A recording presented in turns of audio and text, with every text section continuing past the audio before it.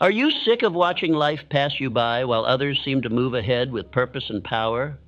Are you sick of falling asleep with anxiety in your chest and confusion in your mind, wondering why, no matter how hard you try, success remains just out of reach? Are you sick of promising yourself tomorrow will be different, only to wake up the same? Are you sick of the excuses, sick of the doubt, sick of waiting for someone else to tell you you're ready? Good, because this moment, this night, is your turning point. From this night forward, you will not sleep like an ordinary man. You will sleep like a man who knows the truth. Your mind does not go to sleep when your body does. Your mind is active, always. Even now, as you listen, it is either shaping your destiny or sealing your defeat. There is no pause, no idle, no neutral ground. Your subconscious is always at work. The only question is, what orders are you giving it? You will not stumble into greatness by accident. You will not wake up confident, successful, and disciplined just because you wish for it. No man in history ever has. And yet most men live as if their thoughts are casual things, harmless, wandering, unimportant. But I say to you now, with all the force of experience and spiritual law, thought is power, thought is instruction, thought is the cause of every result, and thought never sleeps.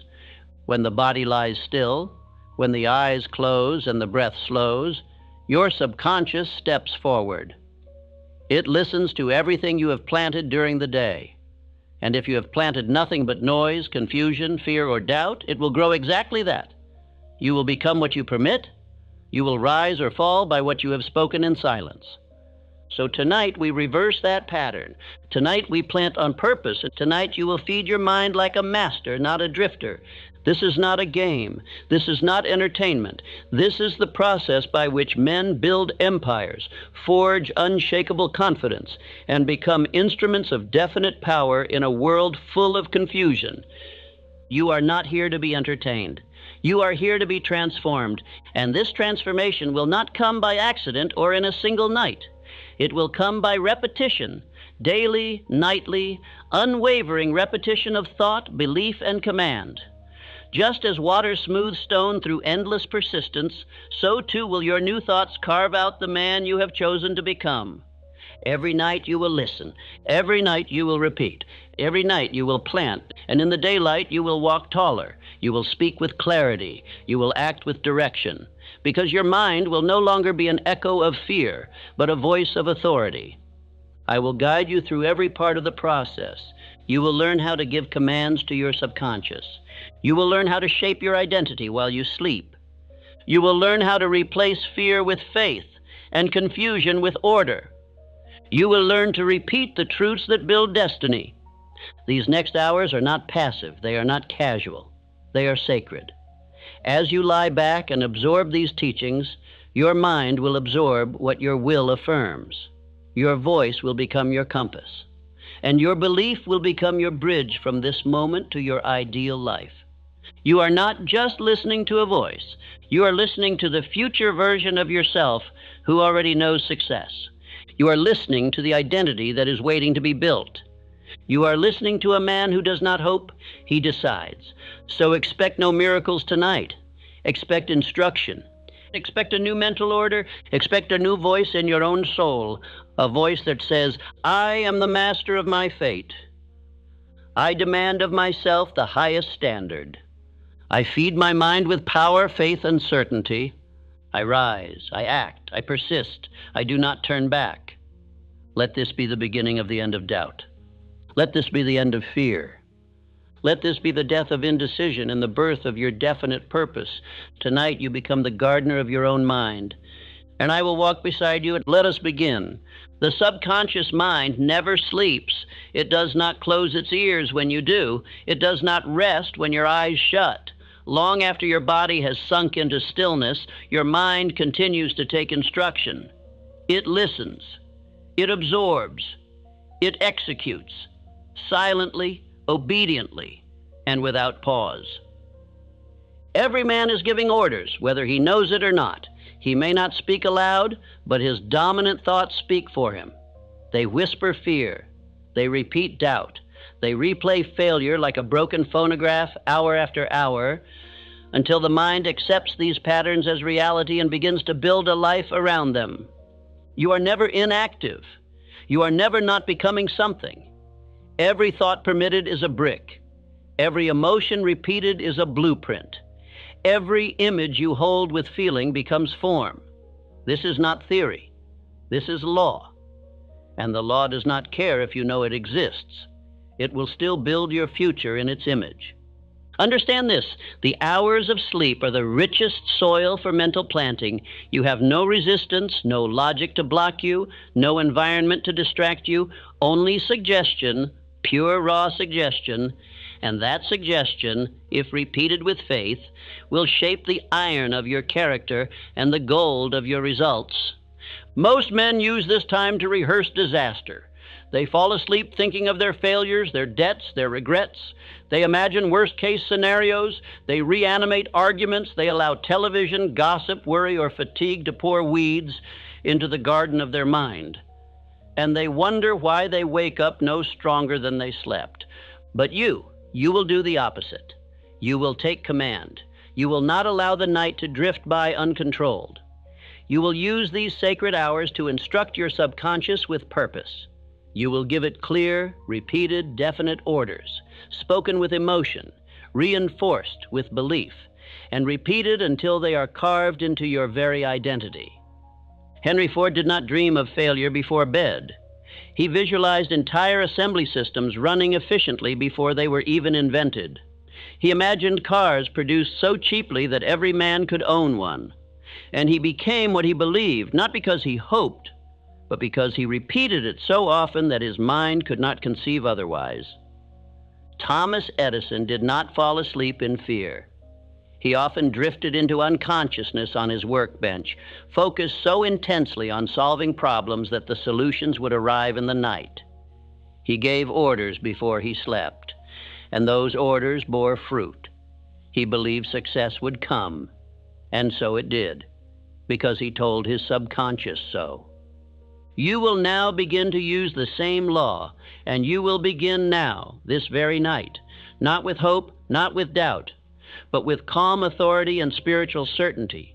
Speak to your subconscious as a general addresses his troops, as a king addresses his people, as a master addresses his servant. Say to yourself, I am the type of person who directs his mind. While I sleep, my future is forming. I feed my subconscious with faith, order, and belief. My rest is sacred. My rest is instruction. Let these words echo. Let them settle. Let them become the new rhythm of your internal voice. Do not speak them casually. Speak them with feeling. Speak them as if your future depends on it, because it does. Your subconscious is a receiver. It does not argue. It does not resist. It accepts what is repeated with emotion. It hears belief, it hears faith, and it obeys with divine exactness. This is why your results are never an accident. They are always a reflection of your dominant inner speech. The world has trained you to think passively. It has taught you that circumstances shape your life. But I tell you now, the truth is the opposite. Circumstance is the effect. Thought is the cause. And the cause is always under your command once you know how to give the order. What you attract is not what you want. It is what you believe, what you repeat, what you emotionally hold in the theater of your mind when no one else is watching. And it is this internal process that must now become conscious, disciplined, and definite. As you lie down tonight, I will instruct you to give yourself to this process with all your mental power. See your definite chief aim as already complete. Speak the attributes of your ideal self. Visualize the version of you who already commands wealth, health, order, confidence, and peace. Do not wait for it to feel real. Repeat until it becomes real. The man who waits for feeling before he acts is a drifter. The man who repeats truth until it becomes feeling is a master. You must master yourself before you can master results. And you must master thought before you can master self. Do not worry if it feels unfamiliar. All success is unfamiliar at first. You are building a new pattern. The old you was built through years of unconscious suggestion. You are now building the new you with deliberate thought, chosen affirmation, and repeated belief. Let no thought pass unchecked. Let no fear be rehearsed. Let no doubt be spoken. And if one arises, replace it immediately with truth. Say, that is not part of me. I no longer feed failure. I am becoming what I instruct. My subconscious obeys my word. The repetition of these truths is not a gimmick. It is law. Thought repeated becomes belief. Belief repeated becomes habit. Habit repeated becomes identity. And identity shapes every decision, every action, every result. This is not opinion. This is spiritual mechanics.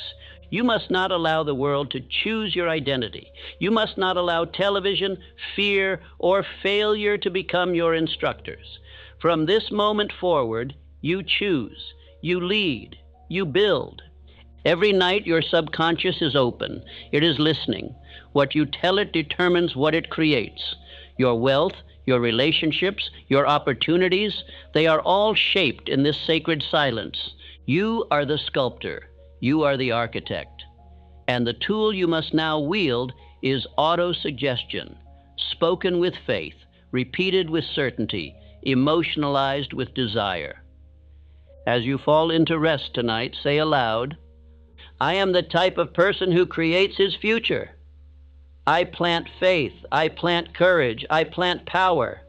My subconscious is a servant of my will. Every night I grow stronger. Every night I become more definite. Let these words become the lullaby of greatness. Let them become the new rhythm of your thought. Let them echo long after the voice fades, because while the voice may stop, your mind does not. The old world ends tonight. The new self begins now. Your mind is your garden, and tonight you must begin to treat it as sacred land. You must understand this fully. Whatever is planted in this garden, be it fear or faith, doubt or desire, clarity or confusion, will take root, and it will grow. Your mind, like the soil of the earth, does not judge what is planted. It only brings forth what is sown. If you do not plant deliberately, weeds will take root by default. That is the nature of neglected land. And that is the nature of the unguarded mind. Confusion, fear, insecurity, hopelessness, these are the weeds that grow when the gardener is asleep, distracted, or indifferent. And the world, being full of noise and opinion, will sow these weeds freely into any mind left open and unattended. Most men do not realize their divine duty as mental gardeners. They go through life reacting to whatever the world throws at them. They listen to the fears of others, absorb the doubts of the news, dwell on past failures, and call it realism. But realism is often just the refusal to cultivate thought. It is the language of mental laziness, and it breeds mediocrity. You are not here to live like that. You are not here to let others decide the crop of your life. From this moment forward, you must take back the tools of the gardener, the trowel of conscious suggestion, the water of repetition, and the sunlight of faith. You must dig up every root of fear. You must pull out every vine of hesitation. You must till the soil of your subconscious until it is ready to receive only what you have chosen to grow. Tonight, I ask you to walk through the garden of your mind. Close your eyes and see it. What is growing there? What images have you allowed to flourish? What beliefs have you tolerated that do not serve you? What stories have you repeated so many times that they now grow like trees, unchallenged?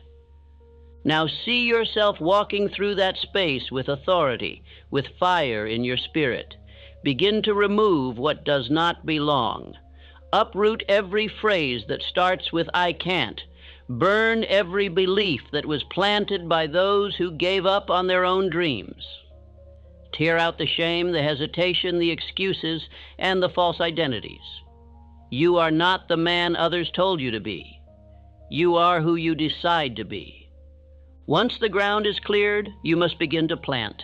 You must sow thoughts of strength, clarity, power, discipline, faith, and purpose.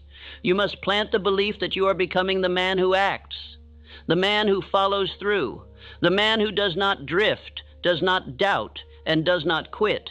You must plant these truths night after night until they grow so large they crowd out all lesser thought.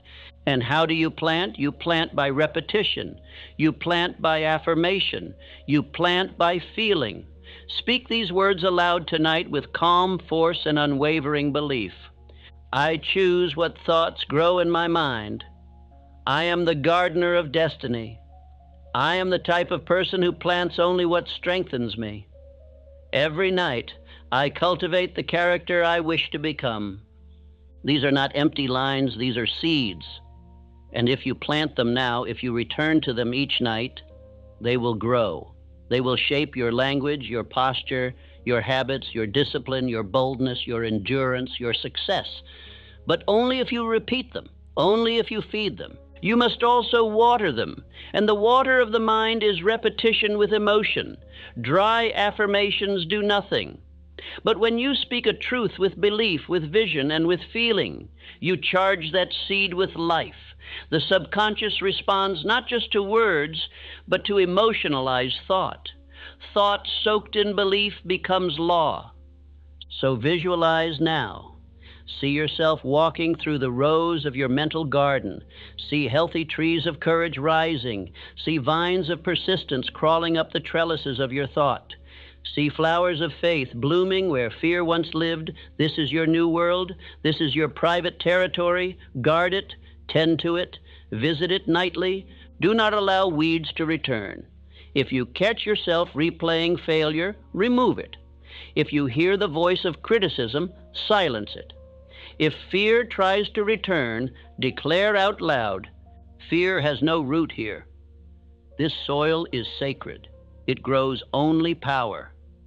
I am no longer the man who tolerates weakness. Every seed I plant is worthy of harvest. This is not poetic talk. This is law. What you plant, you will harvest. And the harvest will come not by chance, but by cause. Do not expect tomorrow to look different if tonight you plant the same thoughts that built yesterday. You must become disciplined in your mental gardening. Every night must be a ritual, not a vague wishing, but a deliberate act of mental cultivation. This is your greatest work, more important than any meeting, any strategy, any opportunity, because all opportunity is filtered through your identity. And identity is built in the silence of repeated thought. The man who masters this becomes unstoppable. He walks into rooms with calm power. He speaks with certainty. He makes decisions swiftly. He persists with endurance, not because he is lucky, but because he has tended his mind like a sacred field and it bears the fruit of order. You must not leave this to chance. Most men never take this seriously. They let the weeds grow. They say, it's just a thought, not knowing that thought is the first cause of everything they will ever be. Do not be like them. Be the exception. Be the man who plants greatness and waters it daily. Now repeat these words as you prepare for rest. I do not allow weeds to grow in my mind. I plant only what I intend to become. I am the type of person who prepares for greatness in silence. My harvest is inevitable because my planting is deliberate. You are not simply listening to a speech. You are reprogramming the very soil of your destiny. You are taking control of your most sacred asset, your own mind. And this power, once claimed, can never be taken, only neglected. So do not neglect it, not tonight, not ever again. All transformation begins with this tool, auto-suggestion. You must understand this word, not as a concept, but as a weapon. It is the bridge between who you are and who you intend to become. It is the only method by which you can issue instructions to your subconscious mind, and it is the single most powerful tool ever placed in the hands of man. No man rises above the suggestions he permits. No man ever created wealth, greatness, love, or certainty without first telling himself that it was possible and then repeating it until it became inevitable. Auto-suggestion is not wishful thinking. It is not fantasy. It is not the blind repetition of empty phrases. Auto-suggestion is self-command, issued with belief, repeated with persistence. backed by desire, and absorbed by the subconscious through emotion. You are always suggesting something to yourself. The only question is, are you choosing it? Or are you letting the world do it for you? Most men walk through life under the control of other people's suggestions. Their teachers told them they would never be leaders. Their parents told them to play it safe. Their friends mocked their ambition. Society whispered, "Be realistic." And so without realizing it, they accepted these ideas and made them their own. And what they accepted, they became. But you will not live by suggestion from the outside. You will live by instruction from within. You will speak words not of fear, but of faith, not of limitation, but of power. And you will repeat those words until your mind has no choice but to obey. Let me make this clear. Repetition is the key to mastery. Repetition is how the subconscious mind learns. It is how new beliefs are installed. It is how confidence is built. It is how desire becomes belief and belief becomes action. And it is how you will rewire your very identity. Henry Ford was not the smartest man in the room. He was not the wealthiest man to start, but he was the most definite. He suggested to himself, day and night, that he could build a car affordable to every man. And he repeated that belief until it shaped his reality. When others said it couldn't be done, he said, "Whether you think you can or you think you can't, you're right." That was not just a saying. That was a philosophy rooted in autosuggestion. The same was true for Andrew Carnegie. He repeated to himself that he would dominate the steel industry, and he did. He told himself he would give away more money than any man who had ever lived. And he did that too. Before any act, before any result, there was belief. And before belief, there was repeated suggestion. You must now build the same habit, but not once a week. Not only when you feel like it, you must do it every night with intention until the very walls of your mind echo your command back to you in the morning. Here is your truth. If you do not give your mind instructions, it will obey the suggestions of fear, failure, and fatigue. If you do not speak belief into your soul, the world will whisper confusion into your spirit.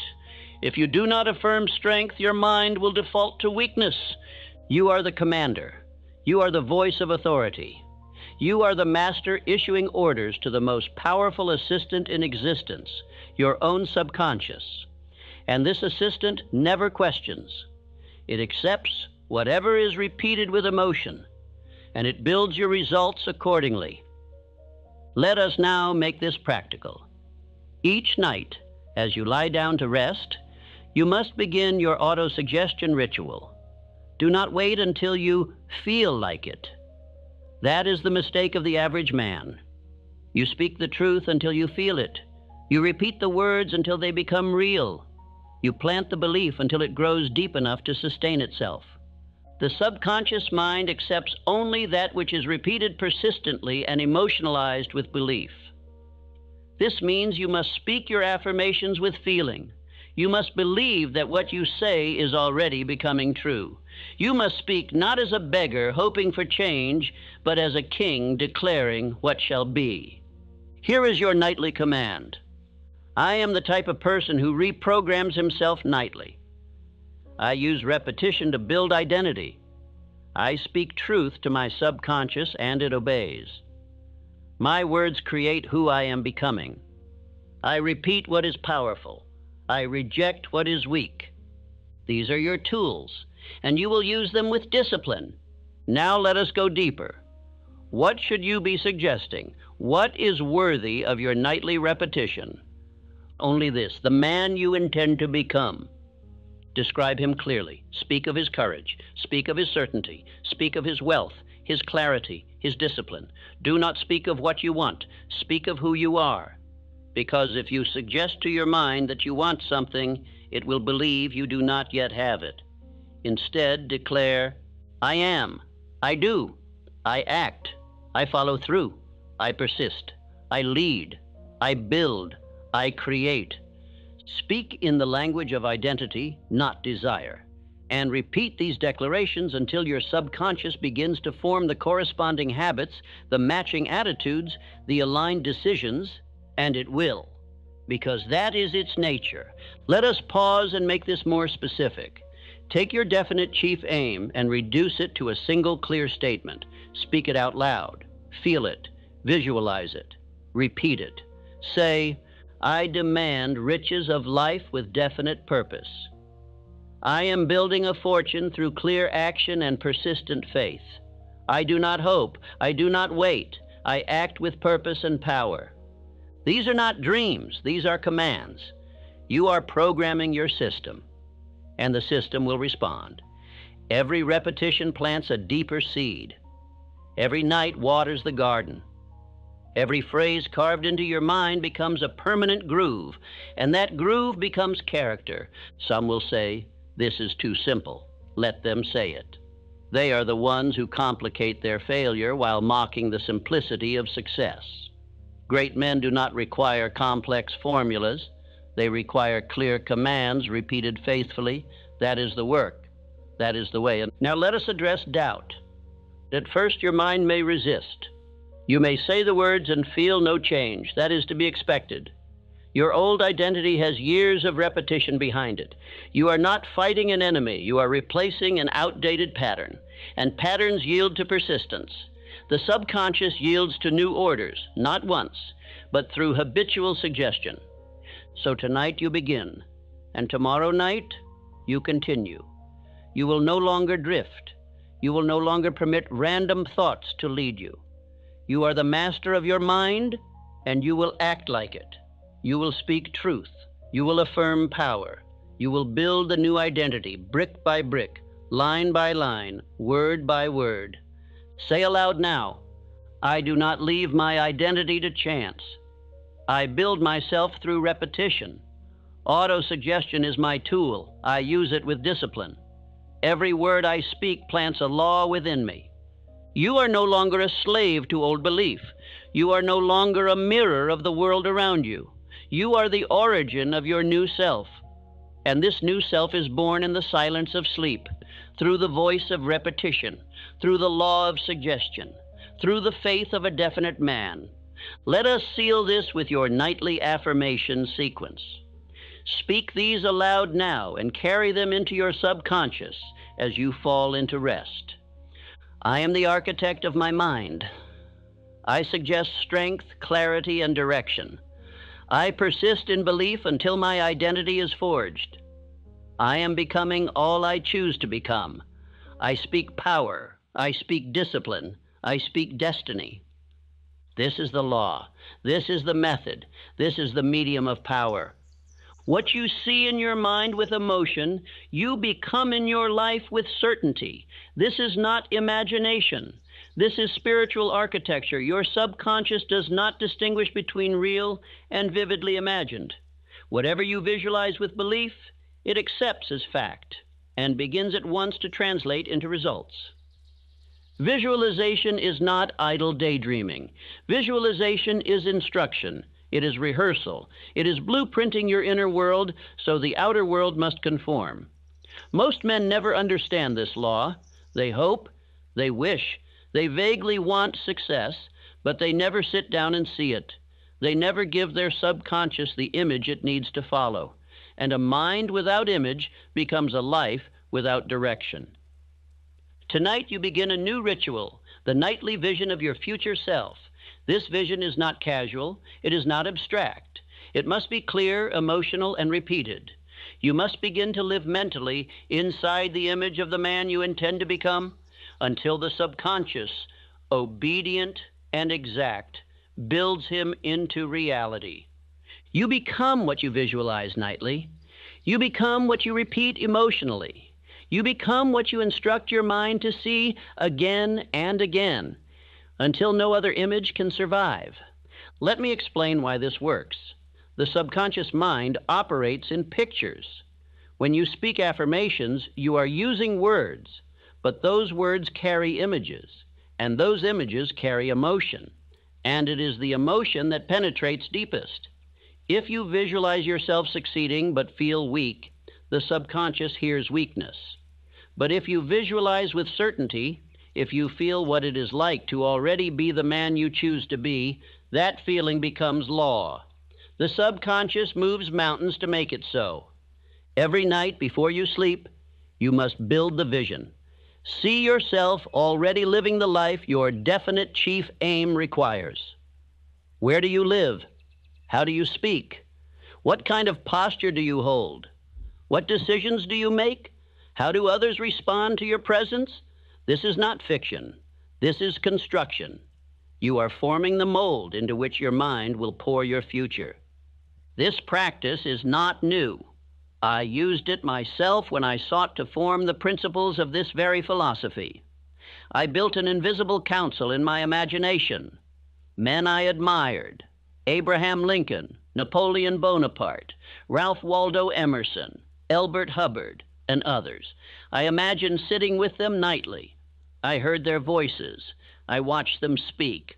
I asked them questions. And over time, the qualities they embodied began to take root in me. That is not magic. That is visualization, practiced with faith.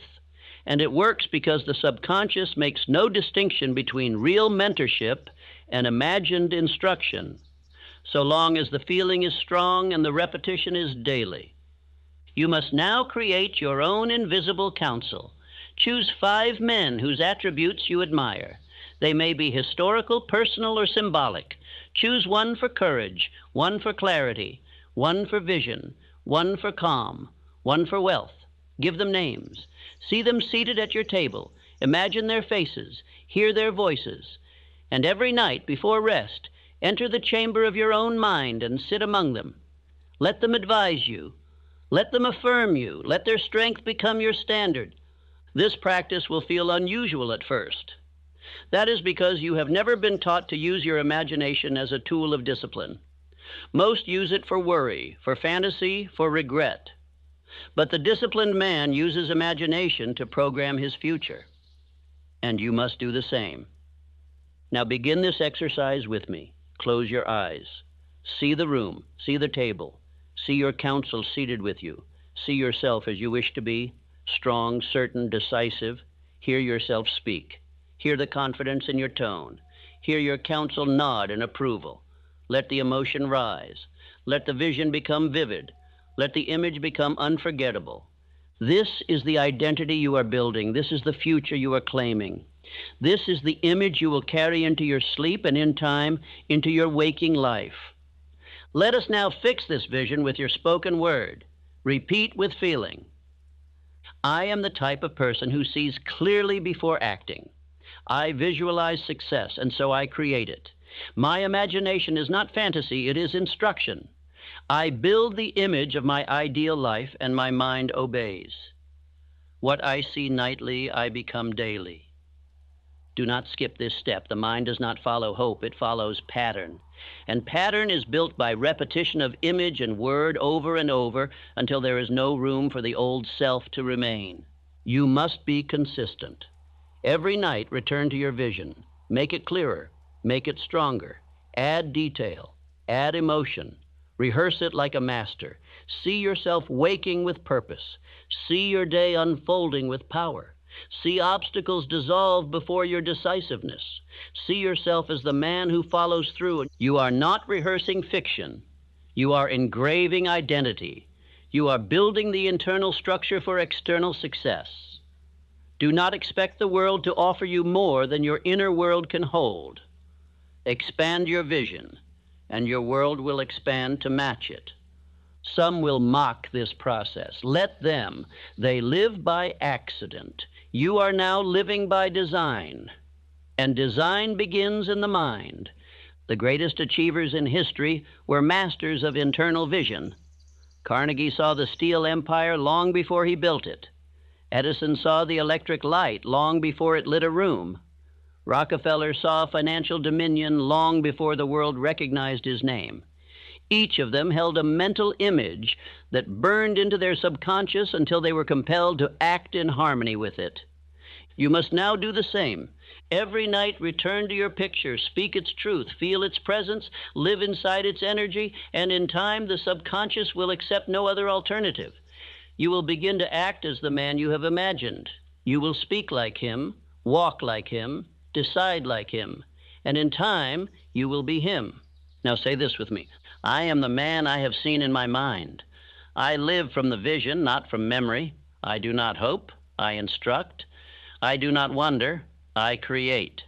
I become what I visualize, and I visualize nightly. These words are seeds. Your mind is the soil, and your future is the harvest. Plant with care, repeat with conviction, tend with persistence, and trust the law. Tonight you have begun to use the same faculty that built empires and transformed the course of history. The difference between the masses and the great is not talent.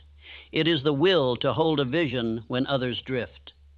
You now hold that vision. You now walk with purpose. You now create your world from the inside out. You do not become successful by wishing. You do not become disciplined by accident. You do not become confident by chance. You become these things because night after night, in the hidden silence of your inner world, you are instructing your subconscious who you are. Whether you know it or not, you are always building identity. Every man walks in the image of the identity he repeats. The words you speak, the pictures you see, the emotions you permit, all combine into one powerful command. This is who I am. And your subconscious obeys. It does not argue. It does not question. It receives your repeated thoughts as law, and it builds your habits, your reactions, your decisions, and your destiny in perfect harmony with them. The tragedy is this. Most men are programming weakness into their identity without realizing it. They say things like, I'm not that disciplined. I just can't focus. I never follow through. I always get distracted. I'm not that type of person. And they say it with emotion, with conviction. And so the subconscious accepts it. And so it becomes true. If you say it often enough, it becomes who you are. But here is the power, the miracle, if you will. You can choose a new identity. You can speak a new image. You can repeat a new character until your subconscious removes the old and installs the new. And this change begins not in public, not in performance, not in the presence of applause, but in silence, in solitude, in sleep. Your subconscious is most open during the quiet moments before rest. And during these moments, you must no longer leave your identity to chance. You must become the sculptor. You must speak into your soul the man you have chosen to be over and over again until your every cell obeys. Identity is not fate. It is not fixed. It is not genetic. It is constructed. And construction is deliberate. Every builder knows this. You do not construct without a blueprint. You do not lay bricks without intention. And you do not build a self unless you first define what that self shall be. So define him now. Who is he? The new you, the strong you, the disciplined you, the definite you. What does he believe? How does he walk? How does he act under pressure? What does he say when others quit? What is his tone, his tempo, his presence? Now speak it, affirm it, program it. I am the type of person who follows through. I am the type of person who rises early and acts with purpose. I am the type of person who keeps his word. I am the type of person who works while others sleep. I am the type of person who trains his mind nightly. You may not feel it yet. That does not matter. The seed does not resemble the tree. But if planted, watered, and shielded, it will grow. And identity works the same. The first time you say these words, they are only sound. But the 100th time, they are law. Let me make this even more real. Charles M. Schwab, the man who built U.S. Steel into an empire, was not born to wealth or position. He was not gifted anything, but he possessed what others lacked, the identity of a builder. He walked with the confidence of a man who already saw the result. He trained his thoughts. He chose his beliefs. He repeated success into his soul, and the world bowed to match. You will do the same, but not with arrogance, with certainty, with the calm of a man who has repeated his identity until he cannot be anything else. Each night as you lie down, speak the man into existence. Say it aloud, I am the architect of my identity. I program myself with every word I speak. I am becoming the man I was born to be. I do not drift. I do not break. I do not doubt. Repeat this every night. Make it a law. Let your sleep become sacred ground. Let every word be a brick. Let every affirmation be a beam of steel. Let every breath carry the rhythm of transformation. Some will say, but I've always been this way. That is the lie. That is the voice of the past. And your past holds no power unless you feed it. The truth is this. You are becoming what you repeat. And tonight you begin repeating strength. Let's take it further. Construct a new internal title. Not your name, not your job, your identity. Say, I am the man who finishes what he starts. I am the man who acts when others hesitate. I am the man who lives with discipline and moves with power. I am the man who becomes more definite every night. Speak it until it becomes normal, and then keep speaking it, because the subconscious does not respond to enthusiasm. It responds to consistency. It says, he has spoken this 10 nights in a row. It must be real. And once it believes, it will instruct every nerve, every instinct, every habit to act accordingly. This is identity transmutation. This is not motivation. This is construction. This is the same process by which every great man remade himself. Not in public, but in private. Not through events, but through decisions. Not through chance, but through nightly programming of the self. Do not neglect this process. Do not skip a night. Do not allow laziness to interrupt your construction. You are not repeating words. You are repeating identity, and identity is destiny. Repeat now, slowly with feeling. Every night, I program my identity. Every night, I build the man I am becoming. I am not who I was. I am who I repeat I am. I am the type of person who leads himself with power. The new identity is forming, and I do not break the chain. Say this again. Commit it to memory. Let these be the final words you speak before sleep. Each night I instruct the man I become. Fear is not a mystery. Fear is not a monster. Fear is a habit, a mental pattern rehearsed, a suggestion accepted. And like all habits, it can be replaced. If you are willing to confront it, strip it of its disguise, and speak a new command into its place. Fear is not power. Fear is obedience to the wrong voice. Most men are trained in fear from youth. They are taught to avoid risk, to stay small, to seek approval, to not stand out, to not try too hard. They are told that success is dangerous, ambition is arrogant, confidence is ego, decisiveness is reckless. These words become the rhythm of their thinking, and by repetition they become law. You were not born afraid. You were taught to fear. You rehearsed fear. You inherited fear. And worst of all, you accepted fear as identity. But tonight we begin a new process, a nightly replacement of the old habit with one of faith, power, and definite calm. There are 6 basic fears that every failure feeds: the fear of poverty, the fear of criticism, the fear of ill health, the fear of loss of love, the fear of old age, and the fear of death. These 6 ghosts walk the hallways of the subconscious mind, whispering lies if left unchallenged. And they are always stronger at night. Why? Because fear thrives in silence when the voice of faith is not present. When the conscious mind slows and external distractions fade, fear walks in, unless you do first.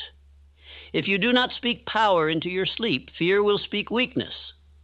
But you will not allow that anymore. You are not just removing fear, you are replacing it. A man cannot just stop being afraid. He must start being something else.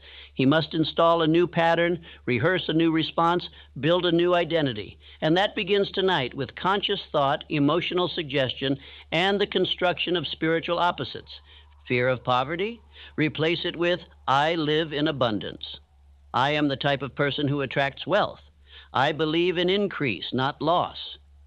Fear of criticism, replace it with, I walk in confidence. I follow truth, not approval. I speak with conviction, not apology. Fear of ill health, replace it with, I am the type of person who commands his health. I treat my body with discipline. I speak vitality, and I feel energy. Fear of loss of love, replace it with, I give love freely and receive it fully. I am the type of person who inspires loyalty and respect. I am grounded, not desperate. Fear of old age, replace it with, I grow wiser, sharper, more powerful with age. I am the type of person who becomes more valuable with time. I walk with timeless purpose. Fear of death, replace it with, I live each day with purpose. I am at peace with eternal law. I do not fear endings. I live fully now. These are not just affirmations. These are spiritual swords. These are new habits in the making. And the only way to form a habit is by repetition, especially in the hours when your will is quiet and your subconscious is open. You must now create a nightly ritual, a fear replacement sequence. Each evening, you will identify one fear. You will name it, you will confront it, and you will speak 3 powerful truths to overwrite it. Do not skip, do not delay, do not negotiate with fear. You command it, you replace it, you rewire your mind with law. Let us now say the full sequence aloud. Speak it with calm force. I am the type of person who replaces fear with purpose. I do not rehearse fear, I overwrite it. I do not serve ghosts, I serve truth. Fear is not welcome in my subconscious. I repeat faith until fear fades. Understand? Fear is a shadow. It has no life of its own. It borrows breath from your attention. Withdraw your attention, replace it with command, and fear dies. But you must be consistent. You must speak courage even when you don't feel it. You must rehearse boldness until it becomes natural. You must plant power nightly, or fear will return by default. Let me give you an image. Picture your subconscious as a house. In this house, you have allowed a tenant named Fear to live for years. He knows the rooms. He walks freely. But now you have decided to evict him, and you've brought in a new tenant, faith. Faith is stronger, but fear is familiar. Fear does not leave politely. He will knock. He will plead. He will try to enter again through old thoughts. Do not let him back in. Lock the doors of your mind with new language. Install the alarm system of repeated affirmations. Stand at the threshold each night and say, only faith lives here now. And in time, fear will forget your name. You are not weak. You are not broken. You are not a victim of your thoughts. You are the builder. You are the gardener. You are the commander. And you are now installing a new mental operating system, one where fear is replaced with spiritual certainty. Even Abraham Lincoln, one of the strongest minds in history, faced fear. He lost children. He faced public hatred. He suffered depression. And yet he led a nation through war, guided by faith in a principle larger than himself, not because he felt no fear, but because he refused to let fear be final. So must you. Now repeat with me, slowly, calmly, with power. Fear is no longer my pattern. I am the type of person who acts despite emotion. I rehearse certainty and I move with calm. I sleep in peace because my mind is in order. I do not run from fear. I replace it with truth. Let this be your last instruction tonight. Let no fear enter your sleep. Let no ghost walk your garden. Let no weakness be given space. Tonight, your subconscious is being trained. Tonight, you plant the habit of fearlessness, and soon that habit will become your identity. Every oak began as an acorn. Every mansion began as a sketch. Every fortune began as a thought. And so must your future. Thought is the first cause. Thought is the spiritual seed from which all material results grow. What you now experience in your outer life is nothing more than the harvest of thoughts you once planted, knowingly or unknowingly. You must understand this deeply. Your mind is a spiritual field. You are planting something into it every day. The only question is what? Are you planting order or disorder, strength or weakness, faith or fear? Most men are careless with thought. They allow anything to grow, and so they are shocked by the weeds that rise. But there is no mystery here. There is only law. You cannot plant defeat and harvest victory. You cannot plant passivity and reap confidence. You cannot plant confusion and expect clarity. The law of mental agriculture is strict, exact, and unforgiving to those who neglect it, but it is generous beyond measure to the man who obeys it. Let us go back to the root. All achievement begins in the mind. Before Rockefeller ever held his first dollar, he had planted the image of vast wealth. As a poor child, he imagined money moving in waves toward him. He told himself even then that he would control industries. He rehearsed the power of generosity. And when the world gave him nothing, he gave himself a fortune, first in thought, then in form. That is how it works. The outer must mirror the inner. It has no choice. Your reality is nothing more than the organized reflection of your repeated beliefs. This is why I tell you, guard your thoughts like treasure. If thought is the seed, then your attention is the hand that plants. Your repetition is the water. Your emotion is the sun. And your subconscious is the soil. Let us be clear. This is spiritual science, not guesswork, not superstition. Every man who built greatness obeyed this law, whether he knew its name or not. And now you know it, and you must obey it. Start now. Become a man who plants deliberately, who thinks intentionally, who speaks as one sowing his future. Eliminate the language of failure. Remove every phrase that begins with I can't, I hope, or maybe someday. These are seeds of weakness. These are weeds in disguise. Do not let them touch your garden. Replace them. Replant. Speak what you choose to harvest, and speak it often. Say now, I am the type of person who chooses his thoughts. I plant faith, persistence, and clarity. I no longer plant fear. I uproot it. My thoughts are seeds of strength. I expect a great harvest because I have planted great belief. Each night before sleep, review the field of your mind. What thoughts have you allowed today? What images have you rehearsed? What emotions have you encouraged? If you do not like the answers, do not panic. Simply replant. The beauty of thought is that it obeys instantly. The moment you choose a new one and repeat it, the soil receives it. The moment you speak belief, the old weed begins to wither. The moment you affirm a new truth, the process begins, but you must persist.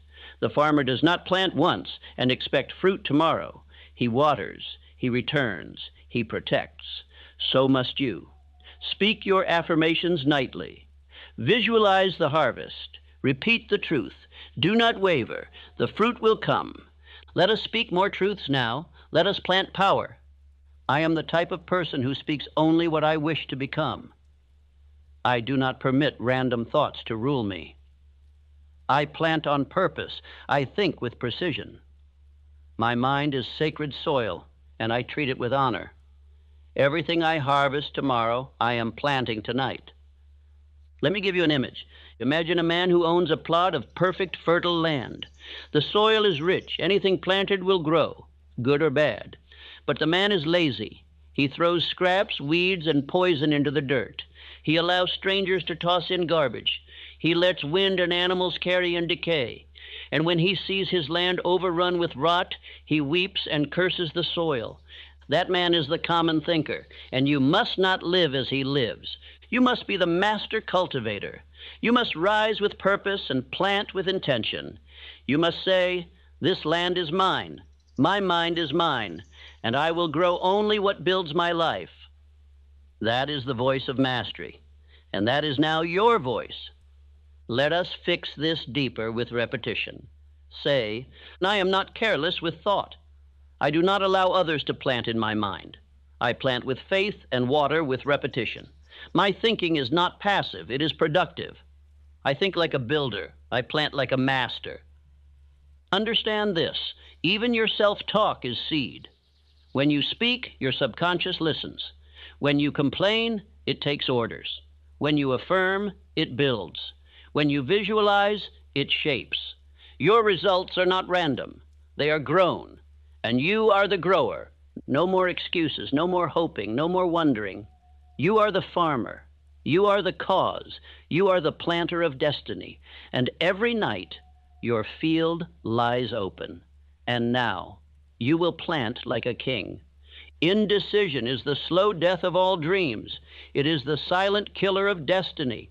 It is the cause of broken potential, abandoned plans, and men who live beneath their power. Nothing destroys ambition faster than hesitation, and nothing restores power faster than a single bold decision followed by consistent action. You must train yourself to become a man who decides, who moves, who does not pause and circle the same thought for weeks, months, years. A man who decides builds momentum. A man who delays surrenders his will, and no man can command his subconscious while doubting himself. Decision is not a moment. It is a habit. It is the muscle of the mind. And like all muscles, it grows through use. Each night, as you prepare for rest, you must practice decisiveness in thought. You must say to your subconscious, "This is what I want. This is who I am. This is what I will do." No more vague intentions. No more emotional flip-flopping. No more pretending you need more time. Time is not your answer. Decision is. You do not need more certainty. You need more commitment. And that begins now in silence with a firm mental command. Andrew Carnegie once said to me, "There is one thing that separates the great from the average. It is their ability to make a decision and stand by it." He demanded that I choose between hesitation and definiteness. He said, "Decide now, not tomorrow. Decide fully, not weakly." And from that moment, my life changed. Let me give you this truth. Every night that you go to bed undecided, your subconscious receives the instruction to remain confused. You wake up scattered. You delay again. You lose momentum. But if before sleep you say, "I am the man who moves with clarity," your subconscious accepts the order, and you begin to act in harmony with it. So tonight we install this habit, not someday. Now let us begin with your chief aim. Decide, choose, declare. If you cannot yet act on it fully, speak it anyway, because the decision comes before the evidence. The mind responds to repetition of belief, not delay for proof. Say, "I have made my decision. I do not revisit doubt. I am the type of person who decides swiftly and stands firm. Each decision I make increases my power." This is not theory. This is spiritual law. The subconscious mind must be told what to believe. It will follow the strongest, most repeated command.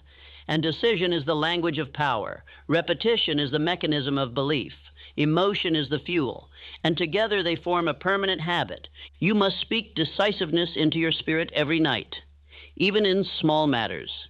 Choose how you will begin tomorrow. Choose what thoughts you will permit. Choose what emotions you will reject. Do not leave these to chance. Practice decision in the dark so you move with power in the light. The man who cannot decide lives in mental paralysis. He overthinks. He rewrites the plan. He hesitates when boldness is required. And in that state, the subconscious receives only confusion. No clarity, no instruction, no power. And so it does nothing. Or worse, it follows the world. But the man who decides, he becomes dangerous. He wakes with purpose. He speaks with conviction. He walks into the day already knowing how he will move, and he wins. Not because he always gets it right, but because he always moves forward. That is the key. Movement, action, progress. You do not need perfect plans. You need definite action. And if you act from decision, even your errors will become fuel for greatness. Let us install this pattern now. Say with me, I am the type of person who finishes what he starts. I am the type of person who does not delay. I am the type of person who decides without apology. I am the type of person who commits and persists. Repetition forms habit. Habit forms identity. Identity forms destiny. And the identity of a decision maker is formed by nightly affirmations and visualized follow-through. Tonight, visualize yourself making a difficult decision. Feel the pressure. Hear the voices of doubt. Now watch yourself choose anyway. You do not flinch, you do not wait, you act, you commit, you speak, you move, you lead. Now see the result. Watch how everything begins to respond. Your world changes because your energy has changed. Your posture is firmer. Your voice is clearer. Your actions are faster. Why? Because the man who decides becomes magnetic. Indecision repels opportunity. Decision attracts it. The man who cannot choose sends a signal of weakness. But the man who commits, he emits strength. And the world answers with alignment. Let us anchor this deeper. Say aloud, indecision is not welcome in my life. I do not rehearse options. I act on what I choose. Every night I reinforce my commitment to purpose. My decisions shape my character, and my character shapes my fate. Do not underestimate this. Each small act of decisiveness becomes a brick in the structure of mental dominance, and each hesitation becomes a crack. You are not fragile. You are not confused. You are not a man who second-guesses himself into failure. You are a builder, a decider, a leader, a man of mental certainty. From this night forward, you will no longer drift. You will no longer say, I don't know. You will speak clearly. You will act with urgency. You will think in a straight line. And you will be a man others follow, not because of luck, but because of decision. Now repeat. I decide, I act, I move. I am not confused, I am clear. I am not hesitant, I am bold. I do not delay, I execute. Desire is the spark. Decision is the ignition. But persistence is the fire that cannot be put out. Without persistence, all dreams remain invisible. All plans remain on paper. All potential remains locked in the mind of a man who could but never did. Persistence is not emotion. Persistence is not motivation. Persistence is the daily return to your purpose when no one claps, no one cheers, and no visible result rewards you. It is the unseen work that turns the imagined into the inevitable. It is the force that tells your subconscious, this is not a wish, this is law. Understand this, you will be tested. Delay will come, resistance will whisper, disappointment will knock, fatigue will try to soften your fire, but none of these things can break the man who has trained his subconscious to persist. Because his power does not come from circumstances. It comes from decision, and he has repeated that decision so many nights in a row that it is now who he is. You must become that man. Edison failed over 10,000 times. He did not call it failure, he called it instruction. He said, I have not failed. I have just found 10,000 ways that will not work. That is persistence, that is identity. That is a man who trained his mind through repetition to expect the invisible to become real. Ford was mocked, Carnegie was doubted, Lincoln was defeated time and again, but they returned to the vision. They returned to the plan. They returned to the work, not because it was easy, because it was non-negotiable. And that is how you must train your mind, to return, to repeat, to replant, to keep pressing when nothing moves, because persistence rewires the subconscious. Each act tells your inner world, this is real. And once the subconscious accepts that, your entire being begins to operate in harmony with your aim. Tonight you must repeat to yourself, not softly, but with strength, I am the type of person who persists until he succeeds. I do not give up. I do not slow down. I do not disappear. I return daily. I return nightly. I return always. I am relentless. I am certain. I am unwavering. These words are not decoration. They are fuel, and you must speak them into the fire of your soul until they no longer sound like affirmation, but like truth. Let us now speak about time. Most men measure progress by how quickly they see results, but the master builder understands that delay is part of the process. You cannot reap in the same season you sow. If you plant wealth tonight and dig it up tomorrow to check the roots, you have killed the process. Faith is needed, yes, but even faith must be accompanied by persistence. So when the days are quiet, persist. When others forget their goals, persist. When the old habits knock on your door, persist. When your mind says, maybe I'm not cut out for this, say, I persist until I succeed. The subconscious does not respect the man who gives up, but it builds monuments for the one who keeps showing up. Let us now practice the ritual of mental return. This is your nightly reinforcement of action. You will say this every night until it becomes your spine.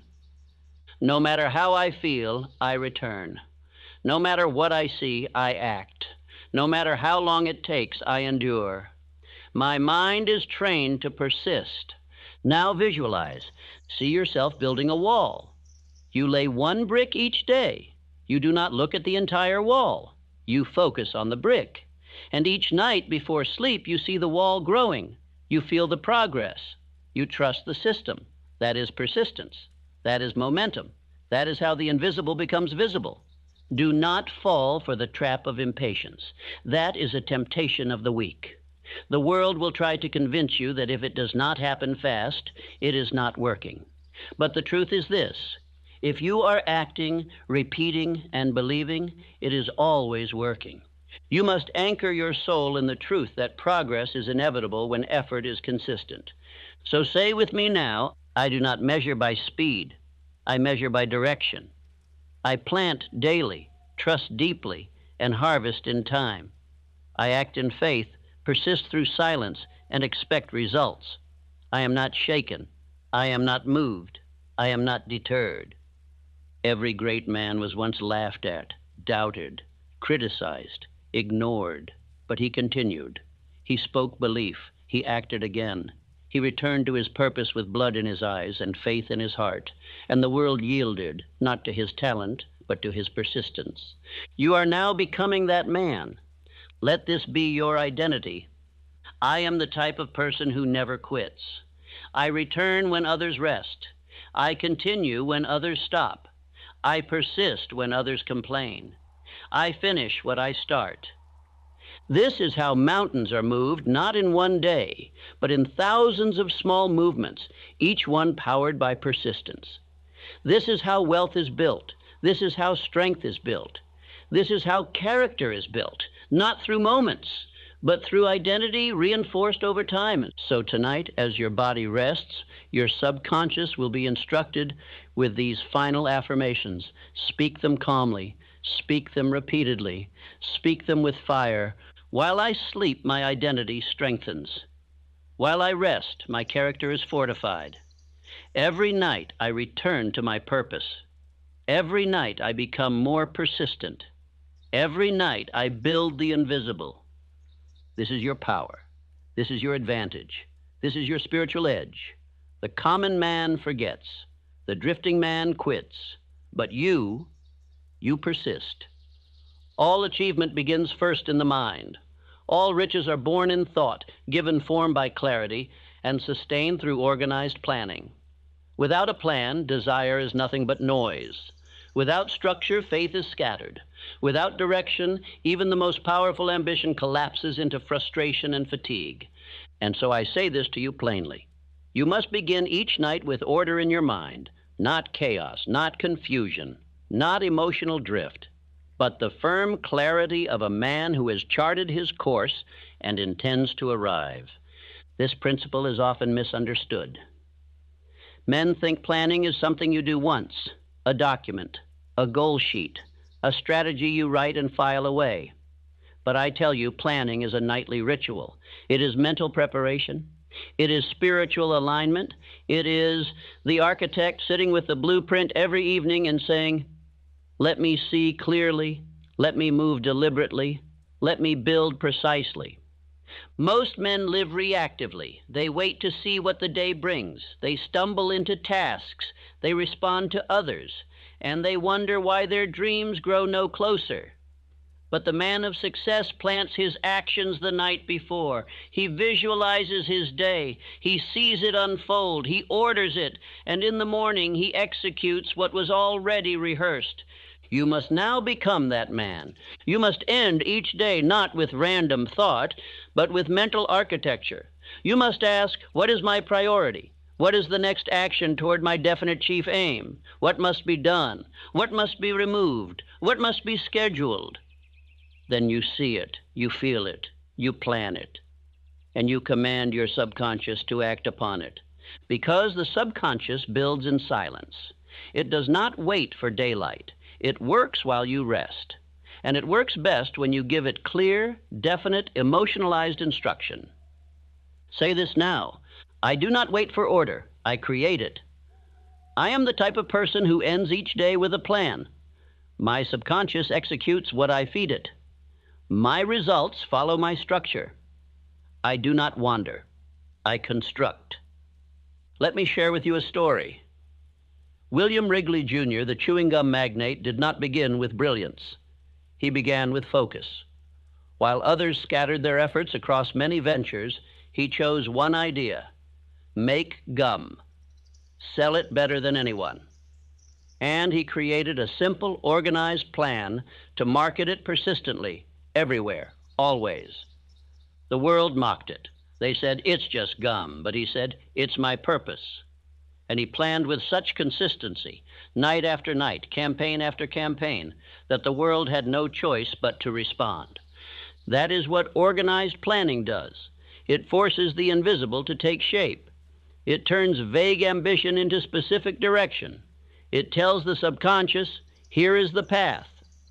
Now make all thoughts, instincts, decisions, and habits serve this direction.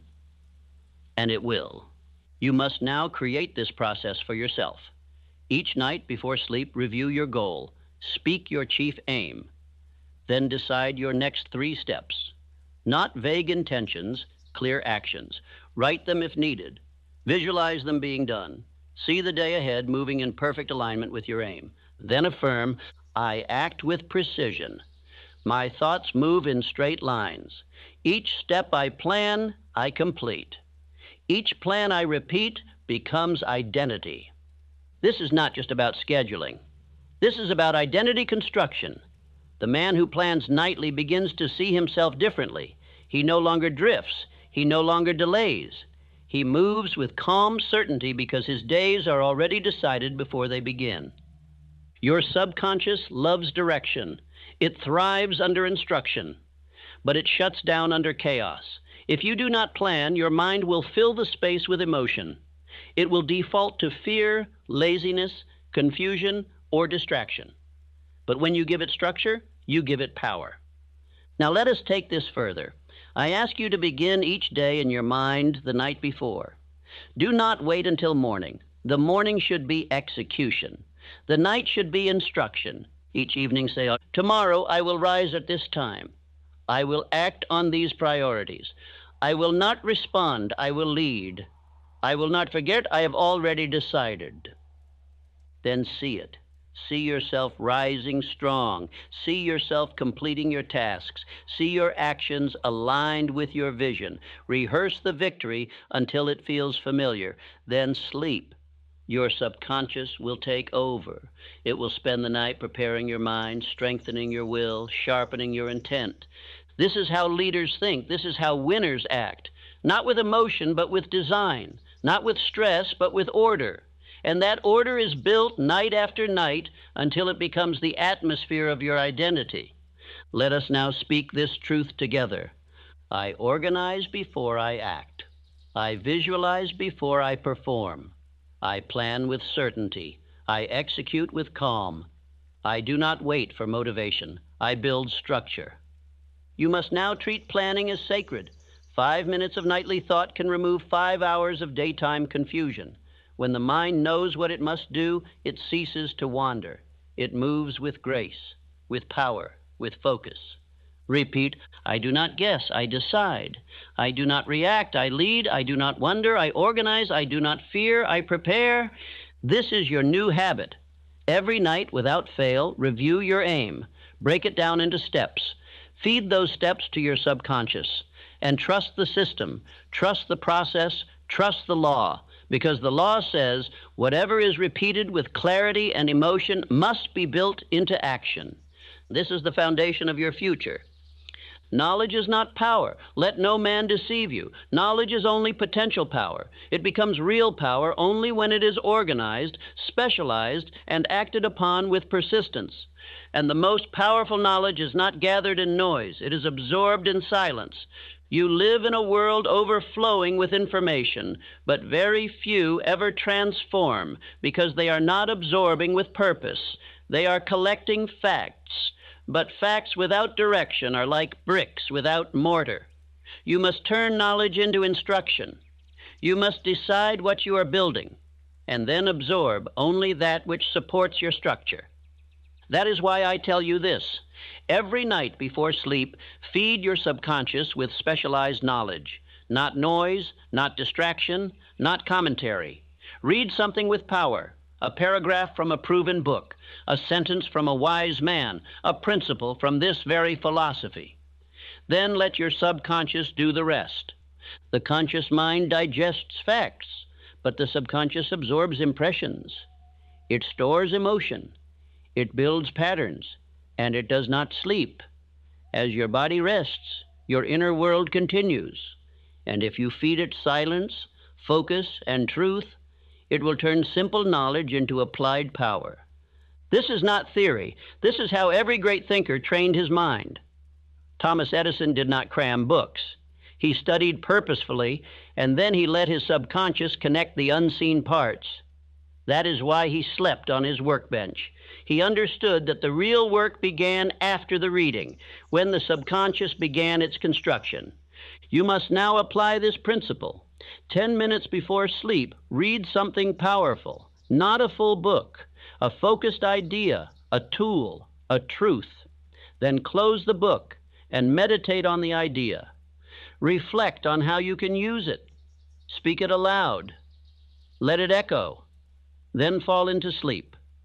This practice, done consistently, will yield more wisdom than 1,000 unread volumes. Why? Because it is digested knowledge. It is processed in silence.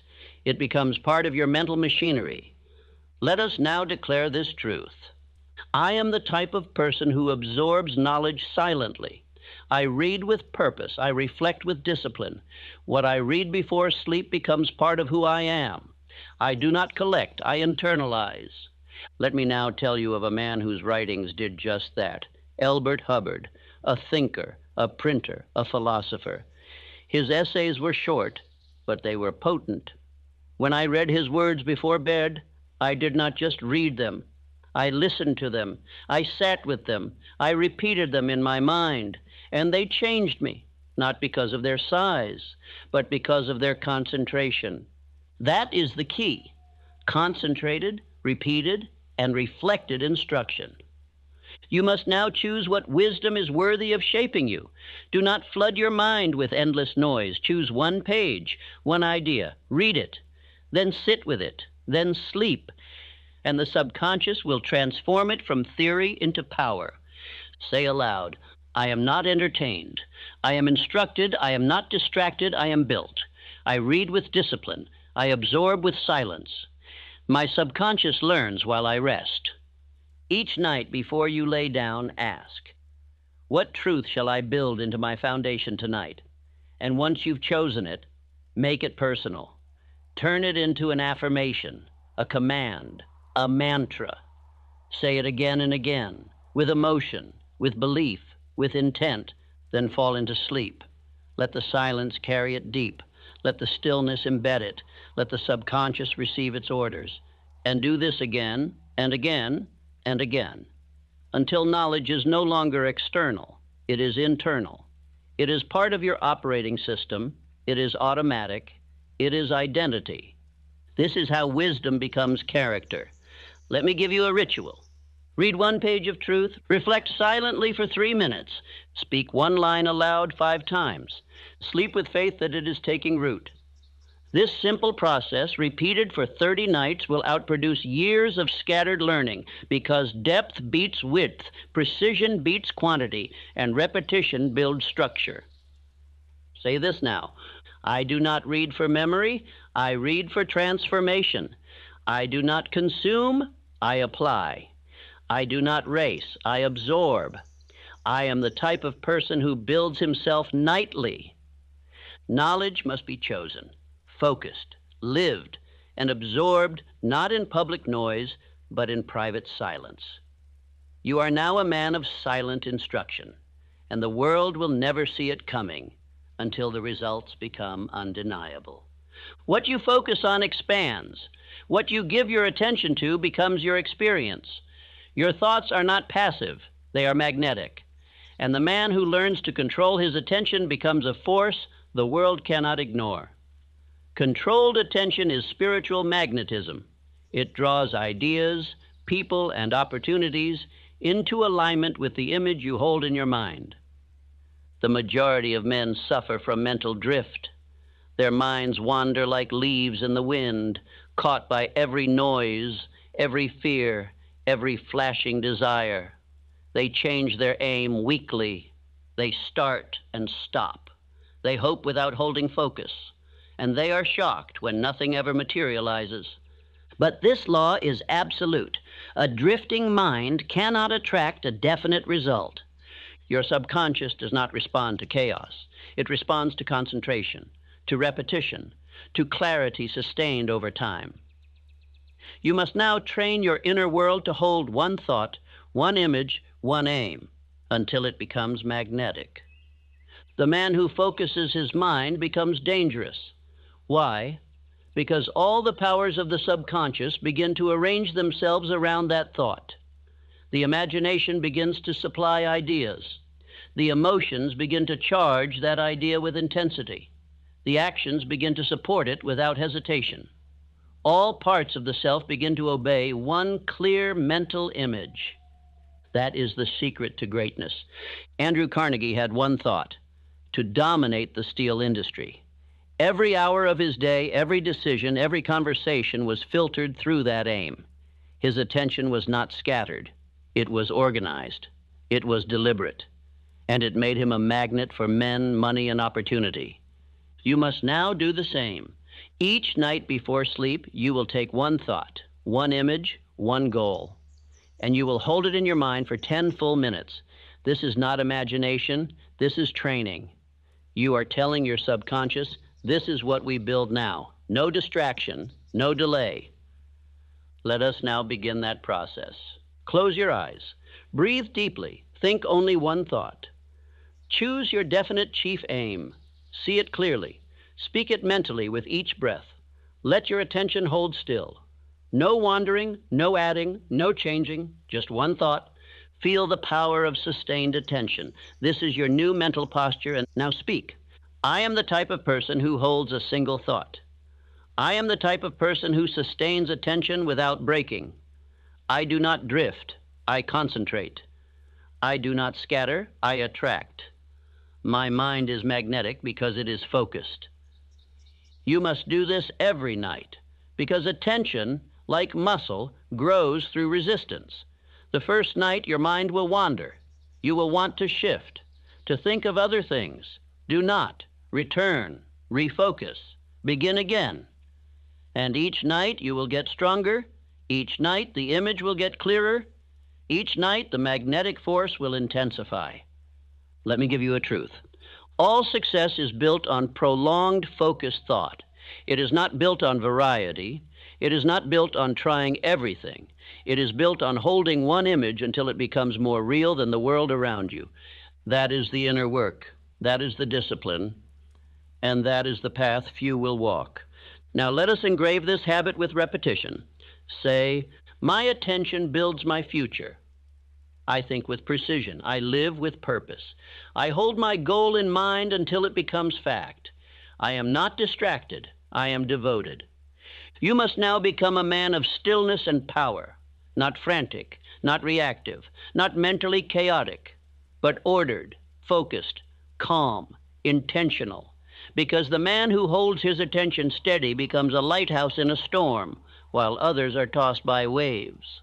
Here is your nightly ritual. Choose one thought, your chief aim. Close your eyes. Breathe slowly. Repeat the thought silently with emotion. Visualize its details. Hold it. Feel it. When distraction comes, return. End by affirming, I am the type of person who holds focus. My mind obeys my will. I attract what I hold in mind. This is not optional. This is essential. You will become what you think about if you can hold the thought long enough. Now imagine your mind as a lens. Most men scatter the light. They produce no fire. But you, through controlled attention, focus that light into a flame. That flame becomes burning desire. That desire becomes faith. And that faith, backed by action, becomes fact. That is the order. That is the law. And it all begins with controlled attention. Let us now repeat. I think only of what I intend to create. I reject distraction as a thief. I return to my aim until it becomes my identity. My thoughts are servants of my purpose. My focus is a magnet for opportunity.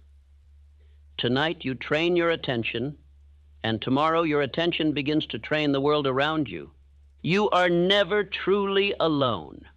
Though the room is dark and the world has gone quiet, you carry with you the invisible company of every idea you've accepted, every voice you've allowed to speak into your life, every impression you have stored. You are always surrounded by influence. The question is not if you are influenced, but by whom. This is why the master mind is the greatest unseen force available to the man of purpose. It is the deliberate formation of spiritual alliance, not with chance companions, not with idle thinkers, but with chosen minds, selected by you, assembled by you, and directed by you to shape your decisions, discipline your thoughts, and elevate your spirit. A true master-mind alliance begins not with other people, but in your imagination, in the quiet, in the stillness, in the hours when your subconscious becomes most fertile. While others drift into sleep as orphans of thought, you must enter a sacred room where giants sit, where builders speak, where faith is multiplied through communion with greatness.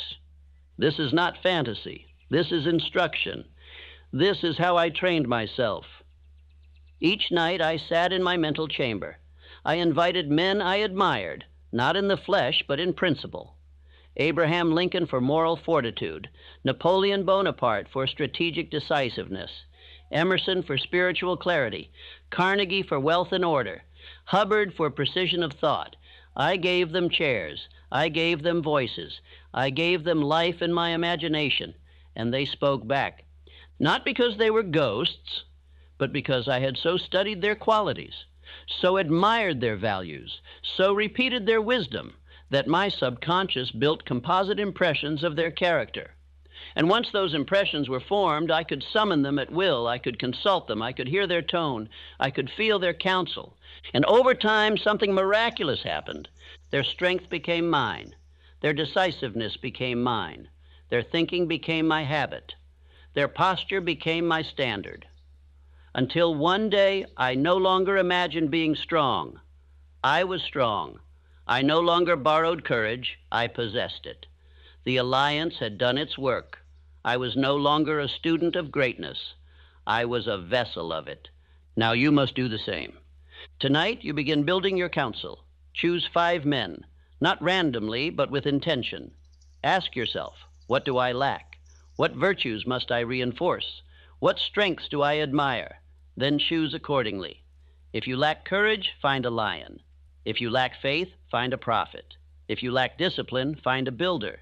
Choose men who challenge you, not to flatter you, but to forge you. Give them names. See their faces. Study their lives until you can hear their voices. Then each night before sleep, enter your council chamber. It can be a room, a table, a firelit hall. Make it sacred, make it detailed, and sit down. Ask questions, present dilemmas, speak your plans, then listen. And they will answer, not with fantasy, but with mental alignment. For your subconscious has now stored their patterns. It has internalized their behavior. It knows what Lincoln would say, what Carnegie would do, what Ford would build, and their words will arise from you, but not of you. That is the mystery of the mastermind. Say this now: I am the type of person who chooses his influences. I walk with the great in my mind. I seek instruction from proven minds. I sit among giants while the world sleeps. You will be tempted to skip this practice, to say it's just imagination. But imagination, when used with definite purpose, is not escape. It is design. It is how you construct new patterns of identity. It is how you reprogram your reactions. It is how you break free from mental isolation and walk in the company of greatness. Your mastermind is not limited to the dead. It can include mentors you've known, writers who stirred you, even ideal versions of yourself. Build it with care. Expand it over time. Replace voices when they've done their work. Add new ones as your needs evolve. But always return. Always sit. Always listen. Let us now build this into your nightly ritual. Before sleep, enter your mental chamber. See your 5 chosen minds seated. Speak your plans aloud. Ask a question that matters and listen silently. Observe who speaks. Feel the conviction rise. Leave the chamber with certainty. Do this nightly. Let no excuse keep you from this spiritual practice, because each night you meet with your mastermind, you increase in power. You become less reactive, less doubtful, less fragile, and more composed, more decisive, more commanding. You are no longer alone in your development. You are advised by strength, and that strength will become your instinct. Now say with me, while others sleep in drift, I sleep in counsel. While others sink in worry, I rise in wisdom. While others hope for direction, I receive instruction. My mastermind shapes my identity. I am the type of person who walks with the wise. You are now a man of spiritual companionship, a man of mental alliance, a man who understands that who you surround yourself with, even in thought, shapes who you become. The weak wait for mentors to appear. The strong build them within. Let us anchor this deeper. Visualize yourself tomorrow, walking into a decision, and your mastermind walks with you. You remember Carnegie's firmness. You feel Lincoln's quiet resolve. You recall Emerson's detachment from praise and criticism. Their presence changes your posture, your tone, your words. Why? Because they live in you now. You have absorbed their character. You have rehearsed their responses. And your subconscious, receiving no protest, makes it so. Now repeat. My mind is not a chamber of fear. It is a hall of counsel. I choose who speaks into my subconscious. I create a sacred alliance of thinkers, builders, and leaders. Each night I sit in greatness. Each day I walk in power. Let this practice mature. Add detail. Strengthen the habit. Make it permanent. One day others will ask, how did you become so calm, so wise, so steady? And you will smile, knowing the answer lies in a quiet room no one else can see, where giants speak and you listen. There is a law working in your life right now, whether you recognize it or not. It is silent, it is unseen, but it is unbreakable. This law is not emotional. It does not favor the strong or punish the weak. It simply does this: it makes permanent whatever you repeat. I call this the law of cosmic habit force. Just as gravity never forgets to pull, and just as the sun never forgets to rise, this law never forgets to reward repetition. You do not need to feel strong for it to work. You do not need to feel worthy. You only need to be consistent, and it will bend your entire being, your thoughts, your instincts, your habits, toward the image you have fed it. Cosmic habit force is the mechanism by which your identity becomes automatic. It is how the subconscious mind turns suggestion into reality. It is how you stop thinking about discipline and become disciplined. It is how you stop fighting fear and become fearless. Not by inspiration, not by emotional bursts, but by habitual thought, action, and belief. Most men change for a day, a week, or a month, and then they return to drift. Why? Because they stop short of triggering the law.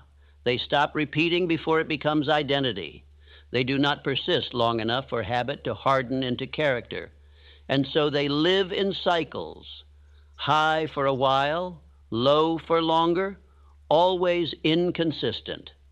But I tell you this, if you obey this law, it will carry you. You will no longer need to rely on willpower. You will no longer need to force right behavior. It will become natural. It will become reflex, because the law will have absorbed your instruction and fixed it into your subconscious as a permanent pattern. You must now take this seriously.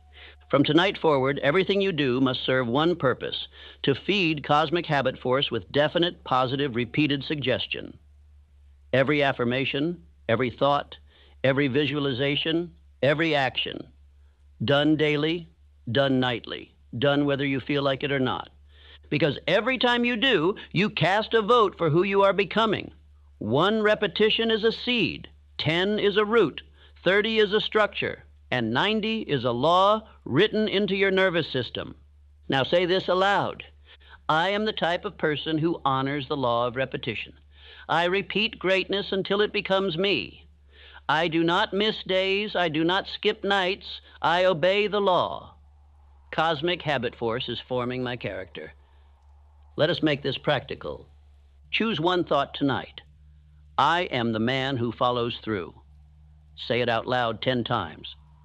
Visualize yourself acting on it. Feel the pride. Then sleep. Repeat tomorrow. Do it again and again, until one morning you realize you no longer need to say it because you already are it. That is the power of cosmic habit force. It is neutral. It does not care if you plant weeds or wheat. If you repeat fear, it will engrave fear. If you repeat courage, it will engrave courage. The law does not discriminate. It only obeys. So what will you choose? You now know that nothing is neutral. Every word you speak before sleep is either building you or breaking you. Every image you visualize is either sharpening your identity or scattering it. Every suggestion you whisper is either aligning your will or weakening it. Let us anchor the truth. I am the type of person who uses repetition to reprogram my life. I do not rely on moods. I rely on laws. I do not try. I train. I do not wish. I repeat until I become. The man who respects this law becomes unstoppable, not because he is gifted, but because he outlasts the world. While others drift in emotion, he moves with habit. While others get excited and quit, he builds silently. While others seek shortcuts, he builds systems. And his life bends to him, not all at once, but always over time. Do not stop short. Do not expect reward after 3 days of effort. The seed does not bloom at once. The identity you desire will take weeks, months of uninterrupted alignment between thought, word, and action. But once it takes hold, once it becomes reflex, you will not be able to fail. Because your system, your mind, your body, your emotions will all move in harmony with the identity you've engraved. Let's declare this now. My subconscious is being shaped by my habits. My habits are being shaped by my repetitions. My repetitions are deliberate and definite. The law of cosmic habit force is working for me now. Repeat this phrase with power and pause. I am the man I repeat I am. And repeat again. Every night I obey the law. Every night I become more consistent. Every night I write identity into my soul. Let others look for signs. Let others chase emotion. You build habit. You repeat until belief becomes normal. You act until excellence becomes unconscious. You think until greatness is no longer a wish, but a mechanical process. That is mastery, that is law, that is cosmic habit force in motion. Now visualize this law at work. Picture your subconscious as a vast machine. You drop in the same command every night, and slowly the gears begin to shift. The old programming is pushed out. The new structure begins to harden. And one day, the machine runs without resistance, because it now runs on your new identity. That day will come if you repeat, if you persist, if you obey. Say now, one last time tonight, I repeat until it becomes natural. I persist until the law takes over. I am guided by repetition. I am governed by order. The law of cosmic habit force is building my future in silence. Sleep now. But no, the law does not sleep. And it is working for you.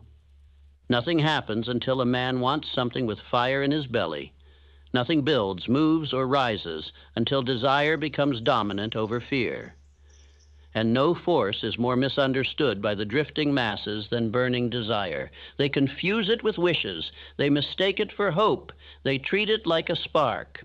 But desire, real desire, is not fleeting. It is sustained fire. It is not polite. It is consuming. It is not emotional. It is spiritual fuel. You must develop burning desire until it becomes the master emotion of your subconscious mind. Burning desire is the one thing no man can give you. I can teach you principles. I can show you laws. I can direct your attention. But if you do not want with intensity, if your desire is not flaming with faith, your mind will never move. Because the subconscious mind only obeys thoughts that are backed by emotion. Cold thoughts do nothing. Lukewarm aims fade, but fiery intent that builds destiny. I must ask you now, what do you want? Not vaguely, not someday, not in passing, but definitely, with heat, with hunger, with unshakable demand. If you cannot answer that clearly, your subconscious cannot serve you, because the mind cannot build a house with no blueprint. So tonight you must write it, declare it, feel it. You must say, this is what I want. I will not retreat. I will not negotiate. I will not forget. I demand this of myself. I demand this of life. Now speak this aloud. I am the type of person who moves with burning desire. I no longer wish, I demand. I no longer wait, I act. I no longer whisper, I declare. Desire must be specific. It must be spoken. It must be emotionalized. And above all, it must be repeated. Each night, each morning, each moment when your will begins to soften. Because if you do not feed your desire, the world will feed your doubt. Let me take you back. There was a young man, bold but unknown. He came to Andrew Carnegie and said, I want to be in your service. He did not ask for a position. He did not beg for approval. He came with a look in his eye, a fire in his voice, and a belief that would not yield. And Carnegie, one of the hardest men in industry, gave him a seat at the table. Why? Because burning desire speaks louder than credentials. It carries the voice of certainty. It makes others believe because the man himself believes. That young man had no title, but he had fire. He had definiteness. He had the one thing that cannot be taught in school, a will that refused to be denied. That is what you must now build. Let me now give you the ritual of desire. Write your definite chief aim every night before sleep. Read it aloud with emotion. Close your eyes and see it as real. Say, this is mine. I am this man. I will have this life. Repeat until your heart beats faster. Sleep with this fire in your chest. The subconscious is not moved by facts. It is moved by feeling. And desire is the emotional magnet that pulls every law into alignment. Faith flows into desire. Action follows desire. Persistence lives inside desire. Planning is directed by desire. Without it, the entire system collapses. Say with me now, I want what I want, and I claim it. I feel my desire rising. My desire is bigger than my fear. My desire directs my attention, my thoughts, my habits. You will be told to cool it, to be reasonable, to aim lower. You must reject this, because the man with burning desire has already decided that life will meet him at the level of his demand. He does not ask if it is possible. He tells life what he will accept, and then he moves in that direction until reality yields. Repeat with intensity. I demand riches of life with definite purpose. I am not interested in small goals. I build grand desires. My desire is the engine of my will. I speak what I want, feel what I want, act on what I want. Now visualize, see yourself 1 year from now, not hoping, not questioning, but having, owning, living what you once only imagined. What brought you there? Desire, unyielding, unwavering, untiring desire. You stayed with it. You repeated it. You became it. And so it became yours. Let us return to Carnegie. He said this to me once, and I have never forgotten it. If a man can make up his mind to be something and stay with it long enough, the world must step aside. Even fate cannot hold him back. That is the spirit of burning desire. Let us now engrave it. I am the man who never lets desire fade. I am the man who revisits his goal nightly. I am the man who reads, speaks, and feels his purpose. I am the man who lights his soul on fire until the world reflects it. And understand this final law: desire becomes identity. Identity becomes habit. Habit becomes results. And results become your new reality. But it begins only when you stop wishing and start burning. There is a moment each evening after the world has gone quiet, after the lights have dimmed, after the noise has faded, where something sacred begins. Most men miss it. They fill it with distraction or idle talk. But the wise man, he enters the silence. Because silence is not absence. It is preparation. It is not emptiness. It is power unspoken. It is the atmosphere in which thought deepens, desire intensifies, and the subconscious becomes most impressionable. And if you learn to treat the night as sacred, your mind will become your greatest tool. Understand this. Every great transformation begins not in sound, but in silence. Before the action, there is decision. Before the declaration, there is thought. Before the outward success, there is inward stillness. And the man who honors the silence of the night trains himself to live from within, not from without. Most men fall asleep reacting. They bring the day with them, the arguments, the failures, the scrolling images. They lay their head down, but their mind is full of debris. And so their subconscious receives clutter, not command. It drifts instead of builds. And they wonder why their mornings feel heavy, why nothing changes. But you must do it differently. You must clear the room, quiet the noise, create a sacred atmosphere before rest. Do not speak unless it strengthens. Do not consume unless it instructs. Do not enter sleep without emptying your mind of all that is unworthy. Because silence is not just peace. It is the voice of order. Say this now. I am the type of person who ends the day in silence. I protect my mind from noise. I treat the night as my temple. What I allow in the silence becomes who I am. Let me guide you into this practice. Each night, 30 minutes before rest, step into silence. No music, no news, no distractions. Sit upright or lie down, but be present. Close your eyes. Breathe slowly. Begin to review your day, not in judgment, but in reflection. What did you think? What did you say? What did you allow?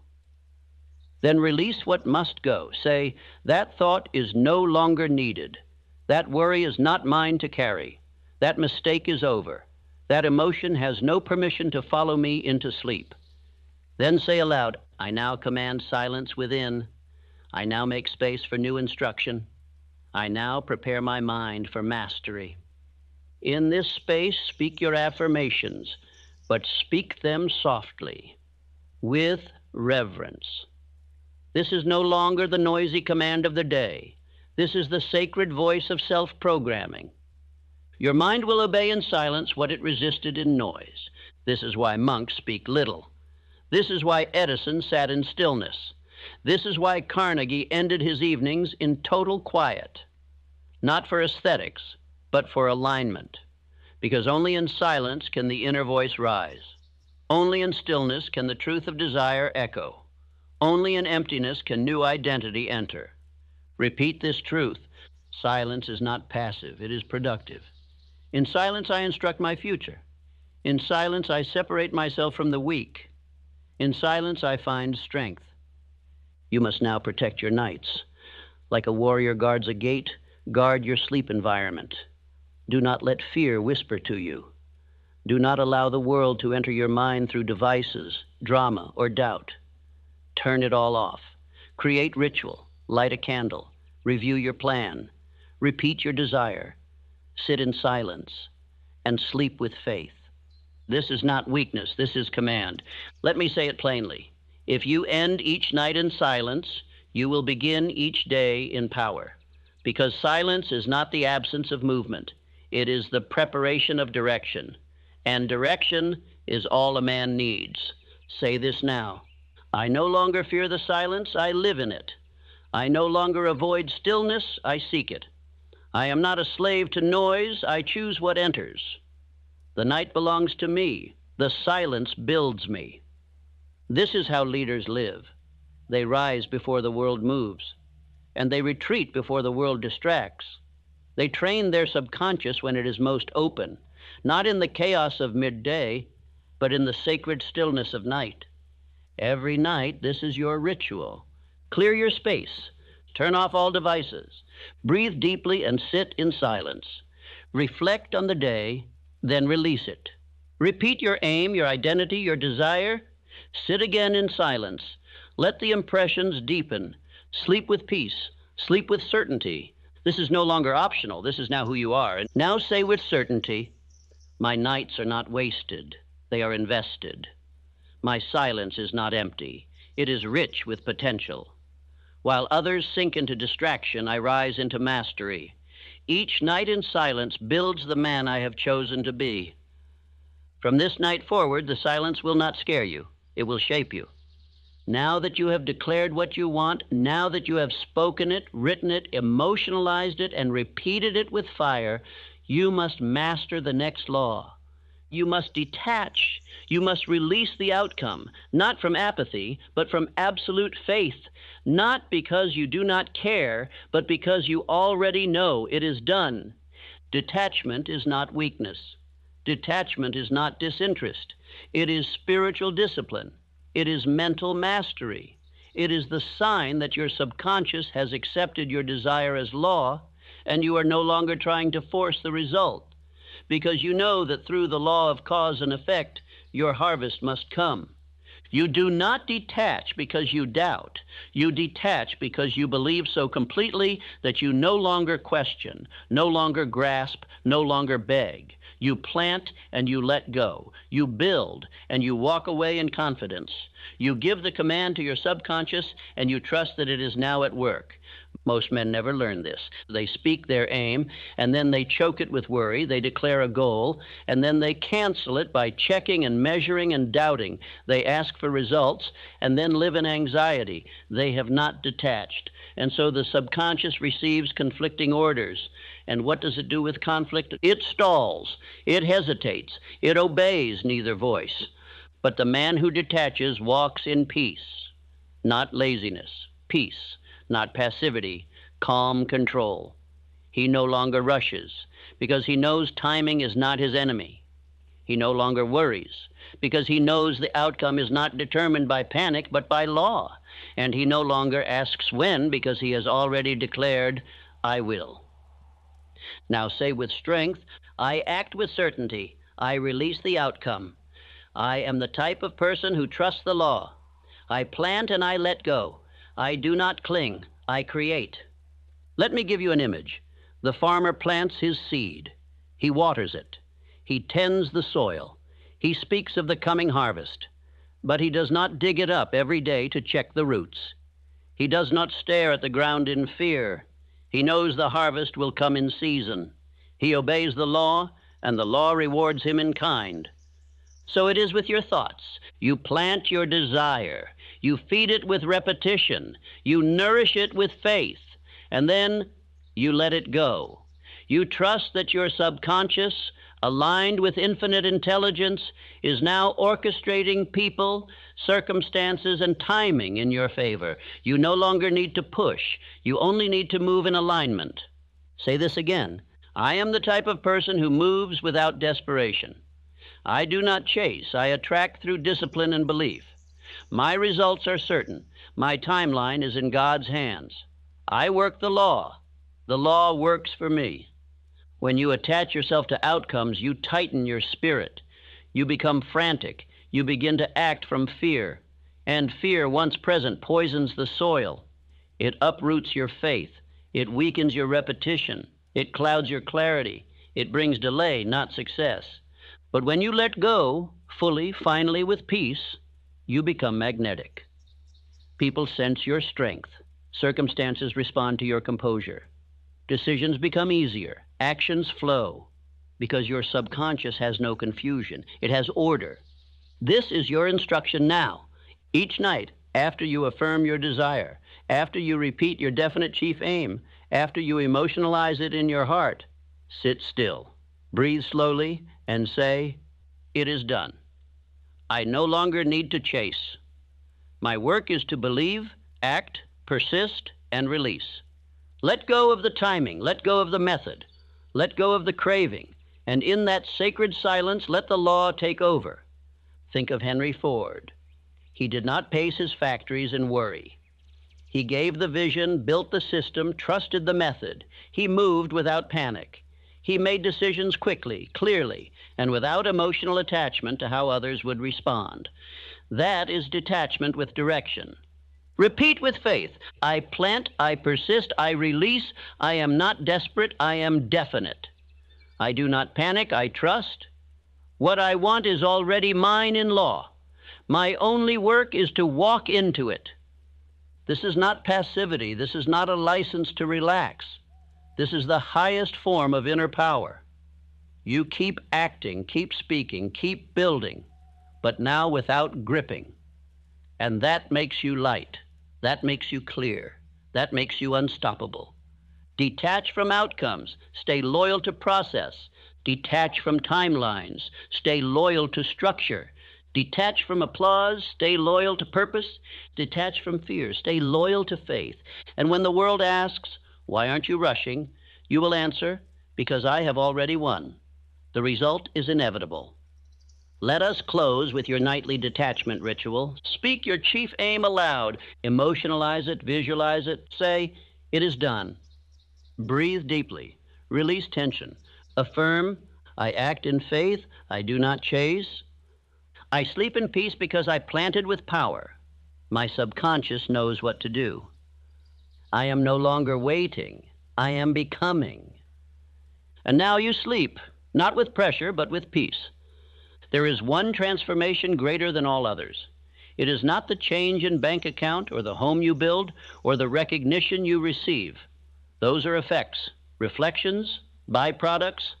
The greatest change, the only change that lasts, is the transformation of identity. And the greatest tool to do this is autosuggestion. Autosuggestion is the bridge between thought and reality. It is the language of the subconscious mind. It is how you hand a command to the infinite within you and say, "Build this, make this real, reshape who I am." You do not become successful by chasing success. You become successful by becoming the kind of man who is no longer capable of failing. And that begins by telling yourself, every day, every night, in silence and in speech, who you are becoming. Most men speak to others more than they speak to themselves. Most men repeat complaints more than commands. They rehearse the old story. They replay the old identity. They say, "I always mess this up. I'm not good at this. That's just how I am." And so the subconscious obeys. And it keeps them right there. But you are now a man of self-declaration. You no longer repeat the old self. You do not identify with the past. You do not reinforce weakness. You speak only what is building you into the man you have decided to be. Autosuggestion is not superstition. It is spiritual engineering. Each night before sleep, your mind is wide open. Your resistance is down. Your body is relaxed. Your subconscious is listening. And this is your moment. You must speak identity into yourself, not as hope, but as command. Now say with strength, I am the type of person who follows through. I am the type of person who moves with clarity and decision. I am disciplined, certain, and resilient. I no longer identify with the man I used to be. Your old self is not your true self. It was built by years of unconscious suggestion, fear, failure, excuses, criticism. But now you are choosing yourself, constructing it, speaking it, repeating it. And the law says whatever is repeated with feeling must be accepted by the subconscious. That is identity transmutation. You take one belief and you burn it out. You replace it with a new declaration and you speak it nightly. You repeat it until your voice and your soul say it in unity. And soon, it is no longer what you're trying to believe. It is who you are. Let me show you what this sounds like. Old thought, I'm not consistent. Transmuted suggestion, I am the type of person who does what he says, every time. Old thought, I get overwhelmed. Transmuted suggestion, I break down every problem into clear, simple actions and I move. Old thought, I don't finish what I start. Transmuted suggestion, I am a finisher. I do not quit. I complete every task I touch. You are not lying to yourself. You are deciding who you are, and you are repeating it until your subconscious obeys. Now repeat after me. Each night I give myself new instructions. Each word I speak becomes identity. My voice is law. My word is instruction. I am not who I was. I am who I repeat I am. This is why repetition matters. No man changes through information alone. He changes through saturation, through repetition, through programming. And autosuggestion is how you program identity. You choose the words, you choose the tone, you choose the belief, and then you never stop repeating it. Write this down. Tonight, I choose one sentence, one new identity. I write it, I repeat it 10 times, I emotionalize it. I speak it until I believe it. I speak it until I become it. And I do this not for a week, not for a month, but until it is truth. Here are your affirmations now. I am no longer the man who doubts. I am the man who decides. I am no longer the man who waits. I am the man who acts. I am no longer the man who questions himself. I am the man who speaks with authority. My identity is no longer a memory. It is a design. Let this burn into your subconscious. I become what I say. I become what I repeat. I become what I emotionally believe. That is the essence of all change. That is the soul of autosuggestion. That is the tool you now wield, night after night, until the work is done. So tonight, you do not simply fall asleep. You speak, you program, you command, and you wake up a step closer to your chosen self. Now that you've started this journey, now that you've planted the seed, repeated the command, visualized the outcome, and declared your identity, you must not quit. You must never quit. Not when it feels slow. Not when your emotions dip. Not when the world tells you nothing is happening. Because the truth is this, all transformation happens in silence before it shows up in substance. The roots grow before the fruit ever appears. And most men fail because they walk away 3 feet from gold. I've seen this too many times. A man begins with fire. He speaks his aim, feels it, writes it down, affirms it each night. He feels strong for a week, maybe 2. But then comes resistance, a dry day, an unanswered prayer, a moment where nothing visible changes. And so he makes the fatal mistake. He decides it isn't working. And so he stops. And the process dies, not because it was wrong, but because he didn't persist long enough for the law to reveal the reward. But you will not stop. You will not interrupt the law. You will not let temporary silence rob you of permanent change. You will remember this truth every night. The process is working, even when you cannot see it. The subconscious does not work on your schedule. The universe does not move by your clock. But if your effort is definite, if your action is consistent, if your belief is repeated, it must obey. Let me remind you of the lesson of 3 feet from gold. A man dug for treasure. He found a promising vein. He bought equipment. He began digging with faith. But when the gold seemed to vanish, he gave up, sold the land for scraps. And the man who bought it dug 3 more feet and struck one of the richest gold veins ever discovered. That is what quitting costs you. Not a loss, a delay in destiny, a forfeiting of treasure that was already within reach. Say this with me now. I am the type of person who finishes. I persist when others stop. My repetition will be rewarded. My faith is greater than my fatigue. You must become immune to the temptation of doubt. You must develop inner vision, a faith that sees through time, a belief that does not shrink in the face of silence, because every thought you've planted, every identity you've declared, every repetition you've delivered is forming something beneath the surface. Your subconscious is absorbing it, organizing it, embedding it, rewriting old codes, building new instincts.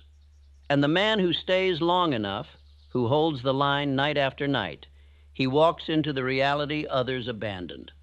The enemy of progress is not failure. It is abandonment. It is stopping too soon, interrupting the law, halting the momentum before it crystallizes. And that enemy is silent. It shows up in phrases like, I'll skip tonight. This isn't working, and maybe I was wrong. But you must be stronger than that voice. You must answer every temptation to quit with a louder affirmation. This process works. The law is perfect. My role is obedience. I will not insult the law with doubt. I will not stop before the shift. Every night I repeat, the roots grow deeper. Every night I believe, the structure gets stronger. You will be tested. You will be asked by life, how badly do you want it? You will face dry seasons, dull days, and stretches where results seem still. But in those hours, your belief must remain louder than your circumstances, because faith is not faith until it survives silence. Now listen closely. You must make this commitment tonight. I will not quit the process for 90 days. That is your contract. You will speak your chief aim. You will affirm your identity. You will enter silence. You will visualize. And you will do it every single night, whether you feel like it or not, because this is not emotional. This is mechanical obedience to spiritual law. Let me say it again. Transformation is mechanical before it becomes miraculous. You must move through the repetition before you reach the reward. You must become the man before the world reflects it. Let us speak this now with intensity. I do not need proof. I live by principle. I do not need feedback. I live by law. I do not need signs. I live by belief. I do not stop. I finish. I fulfill. I follow through. You must now see yourself as a builder, not a dreamer, a man who lays bricks every night, who pours concrete every morning, who speaks steel into his soul and does not look up to measure progress until the tower is finished. You do not ask for encouragement. You give yourself command. You do not ask for motivation. You act from decision. You do not ask if it's working. You say, it must work. I am working the law. This is who you are now. Let us anchor it with your nightly command. Write or speak your definite chief aim. Say, I am the man who follows through.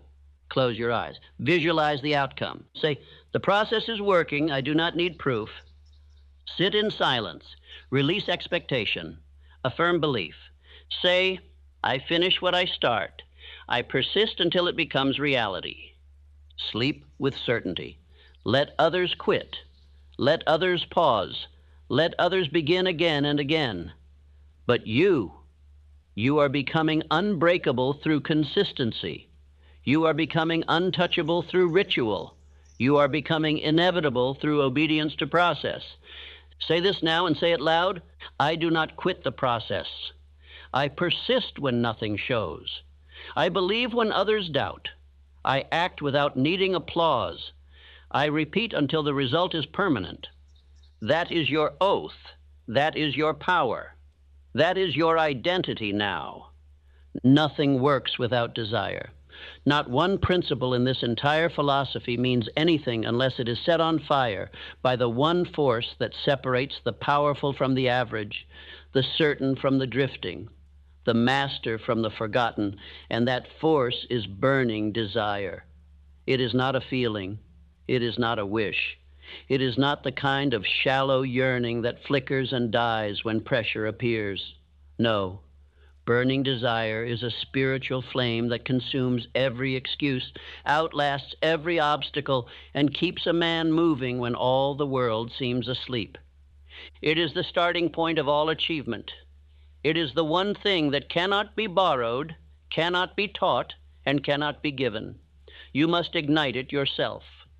And once it is alive in you, no man, no failure, no fear can stop you. Burning desire is not emotional, it is foundational. It gives force to repetition. It gives meaning to sacrifice. It turns every principle you've learned in this journey from knowledge into power. And let me be clear, you will never outwork your level of desire. You can have the right strategy. You can understand the principles. You can repeat affirmations every night. But if your desire is cold, if your aim is vague, if your intention is weak, then your subconscious receives nothing more than a whisper. And the subconscious does not move for whispers. It moves for fire. Burning desire is spiritual demand. It is the refusal to live a second longer in mediocrity. It is the moment you stop hoping and start declaring. It is the invisible shift when your inner voice says, "This is what I want. I will have it, and I will persist until I possess it." Most men skip this. They dabble. They experiment. They hope the world will reward lukewarm effort. And so they fail, not because the law betrayed them, but because they never truly asked with intensity. The subconscious, like infinite intelligence, does not move for the vague. It moves only when the soul has made up its mind. So I ask you now, what do you want? Not what sounds nice, not what others approve of, not what you've half-heartedly mentioned in conversations. I mean, what burns in your belly? What would you die for, build for, sacrifice for? Until that answer becomes definite, you are still a wanderer. And once you know it, once you've named it, you must do the only thing that gives that desire power. Declare it daily. Declare it with emotional intensity. Declare it until the world bends to your will. Say this now. I demand riches of life with definite purpose. I feel desire burning in my mind. I will not settle. I will not stop. I will not shrink. Let me give you the truth I have found in the lives of every great man I studied. Andrew Carnegie did not become a titan of steel because he was the smartest man in Pittsburgh. He became great because his desire was white hot. He told life what he would have, and then he demanded it from himself, every hour of every day. He started with nothing. But his desire would not allow him to think like a poor man. And so he outlasted, outbuilt, and outdeclared men with more education, more money, and more approval. Burning desire does not require credentials. It requires fire. Think of Thomas Edison. 10,000 failed attempts to produce the electric light. 10,000 nights of disappointment. 10,000 reasons to quit. But he said, "I have not failed. I've just found 10,000 ways that won't work." That is what burning desire sounds like. It does not entertain defeat. It does not pause for sympathy. It keeps building while others make excuses. And what of Henry Ford? When the experts told him the V8 engine was mechanically impossible, he told his engineers, "Build it anyway." Month after month, they returned with failure, and every time he said the same thing, "Build it anyway." And when they finally succeeded, the world praised his genius. But the truth is, his genius was simply this: he never allowed desire to cool. Now you must do the same. Each night, as your body winds down and your conscious mind prepares to sleep, you must reawaken the fire. You must speak your desire with force, with rhythm, with command. Let the subconscious hear it. Let it feel the urgency. Let it receive the image with clarity and the intention with certainty. This is your ritual now. Write your definite chief aim at the top of a fresh page. Speak it aloud 10 times. Feel your body respond. Breathe deeply. Stand tall. Say, "This is mine. I claim it now. This is not a dream. This is law. This will not fade. This will not fail. I will not yield." And then close your eyes. See the image. Walk in the life. Touch the results. And let that emotional blueprint burn itself deeper into the subconscious. Because every night you do this, you are writing identity. You are instructing the law. You are saying to infinite intelligence, "I am not playing with this. I am committed." Repeat these words now. My desire is definite. My belief is intense. My repetition is sacred. I am the man who demands results from himself and from life. I do not wait for permission. I do not shrink from rejection. I do not ask twice. I act. I declare. I persist. Burning desire is the master switch. Without it, no power flows. Without it, the subconscious ignores you. Without it, repetition becomes routine instead of transformation. But with it, every law obeys, every plan moves, every habit locks into place. Let this be your oath. I will speak my desire until it becomes my tone. I will repeat my aim until the world memorizes it. I will feel my future so deeply that the present cannot hold me. I will not live like the man I used to be. I will build the man I demand to be. And now declare again, I demand riches of life with definite purpose. I feel desire burning in my mind. I will not settle. I will not stop. I will not shrink. Say this every night. Say it when no one watches. Say it until your voice and your belief are one. Say it until your desire is no longer an emotion, but an identity. Now that your desire is burning, now that your chief aim is alive in you, not as a thought but as a fire, you must protect the atmosphere in which it grows. You must understand the sacred importance of where and how you plant your thoughts. And there is no holier ground, no more fertile hour than the final moments of your day. The night is sacred, and silence is the gatekeeper of power. Most men fall asleep to noise. They give their final attention to voices that are not their own, arguments, distractions, flashing lights, and empty chatter. They enter rest with minds cluttered, hearts scattered, and thoughts left to drift in 1,000 directions. And so the subconscious, waiting for instruction, receives only chaos. And when the subconscious receives chaos, it obeys chaos.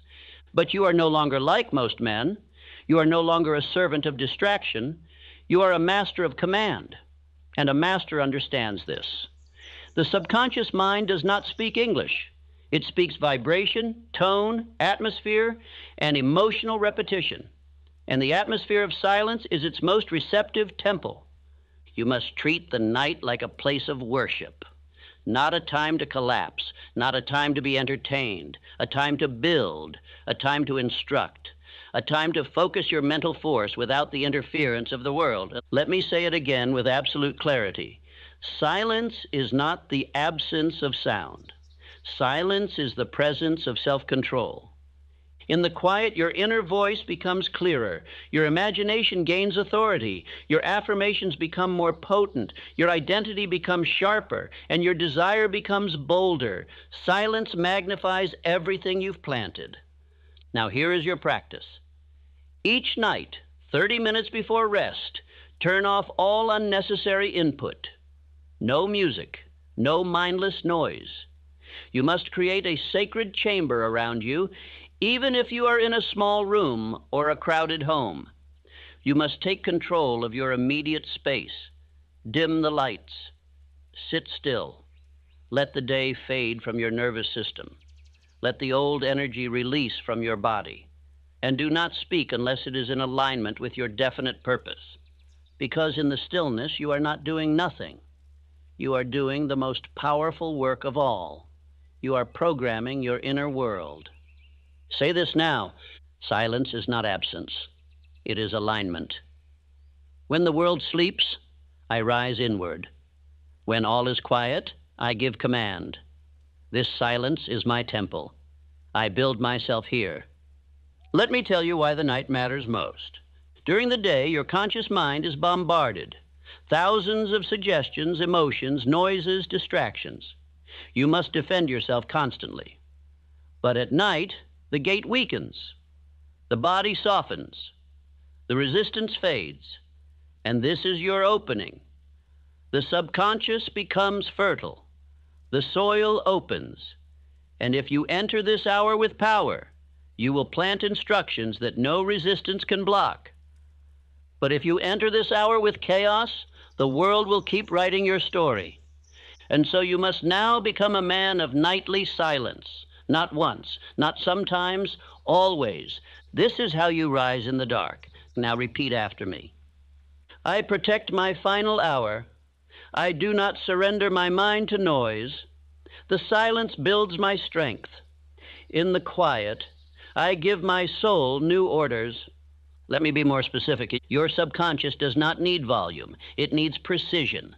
It does not require speeches. It requires repetition in peace. When you enter sleep with silence, your instructions are carved deeper. The image you held becomes clearer. The identity you affirmed becomes more believable. And the future you desire begins to form with structure, not fantasy. Most men fill the night with distraction because they fear facing themselves. But you face yourself with honor. You meet the silence like a builder meets his blueprint. You sit with your thoughts like an architect with his design. You speak to yourself not as a beggar, but as a master. Say this with absolute conviction. I am the type of person who ends every day with authority. My final hour is mine. I do not give it away. The world does not close my day, I do. I enter rest not by collapse, but by command. Let me give you your nightly silence structure. Clear the environment. No noise, no unnecessary light, absolute intention. Sit in stillness. For 5 minutes, do nothing but breathe. Let your thoughts slow.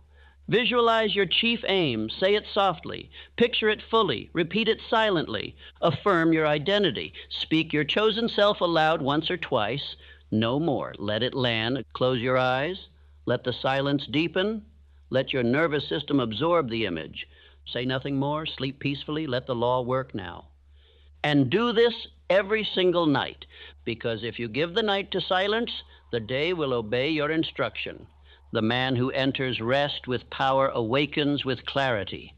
The man who treats the night as sacred builds days others can only envy. The man who retreats into silence does not escape. He constructs. And the man who repeats this without fail becomes inevitable. Say these final affirmations now. Silence is where I rewire my destiny. I build myself in quiet repetition. My nights belong to purpose, not pleasure. The silence before sleep is the loudest command of my life. Tonight you return to yourself, and tonight you retreat not from the world, but into your vision. Tonight you become untouchable, not because the world got easier, but because you got quiet. Now that you have written your chief aim, spoken it with burning desire, and planted it in the silence of the night, you must master one final truth before the harvest begins. You must detach. Yes, you must believe. Yes, you must act. Yes, you must repeat, persist, declare, and visualize. But you must also release, let go, step back from the outcome with confidence. Because the seed cannot grow if you keep digging it up to check its roots. Detachment is not surrender. It is not apathy. It is certainty in action. It is belief so strong you no longer need reassurance. It is walking forward without needing to see the finish line every hour. It is emotional maturity. It is faith without grasping. It is the invisible law of spiritual composure. And without it, Even the greatest desire is choked by anxiety. Most men kill their own progress by returning to the field every morning with panic in their eyes. They ask, "Where is it? Why hasn't it come? Why is nothing happening?" And in those questions, they cancel the work of the subconscious. They introduce contradiction. They say they believe, but their fear says otherwise. And the subconscious, unable to follow two masters, obeys only one, emotion. And when the dominant emotion is fear, even the most perfect plan begins to decay. You must now rise above this tendency. You must become a man of inner detachment, one who moves forward with absolute belief, one who gives the order, takes the action, and then sleeps with peace. You do not grasp. You do not check. You do not chase. You work. You believe. You release. Say it now. I plant, I persist, I let go. What I have declared is already mine. I am not attached to the outcome. I am devoted to the law. Detachment is not weakness. It is power under control. It is the refusal to demand immediate results like a child. It is the spiritual discipline of the builder who knows the house is rising brick by brick, even if he does not see the rooftop yet. Let me show you how great men lived by this law. Andrew Carnegie did not rush. He built steadily, with belief in the system he created. When men questioned him, he did not waver.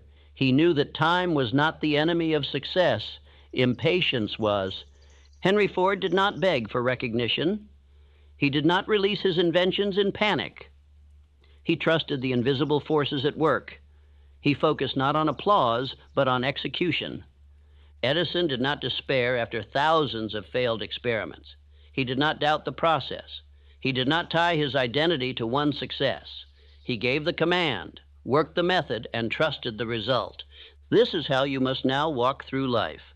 You speak the aim. You repeat the identity. You take the daily action.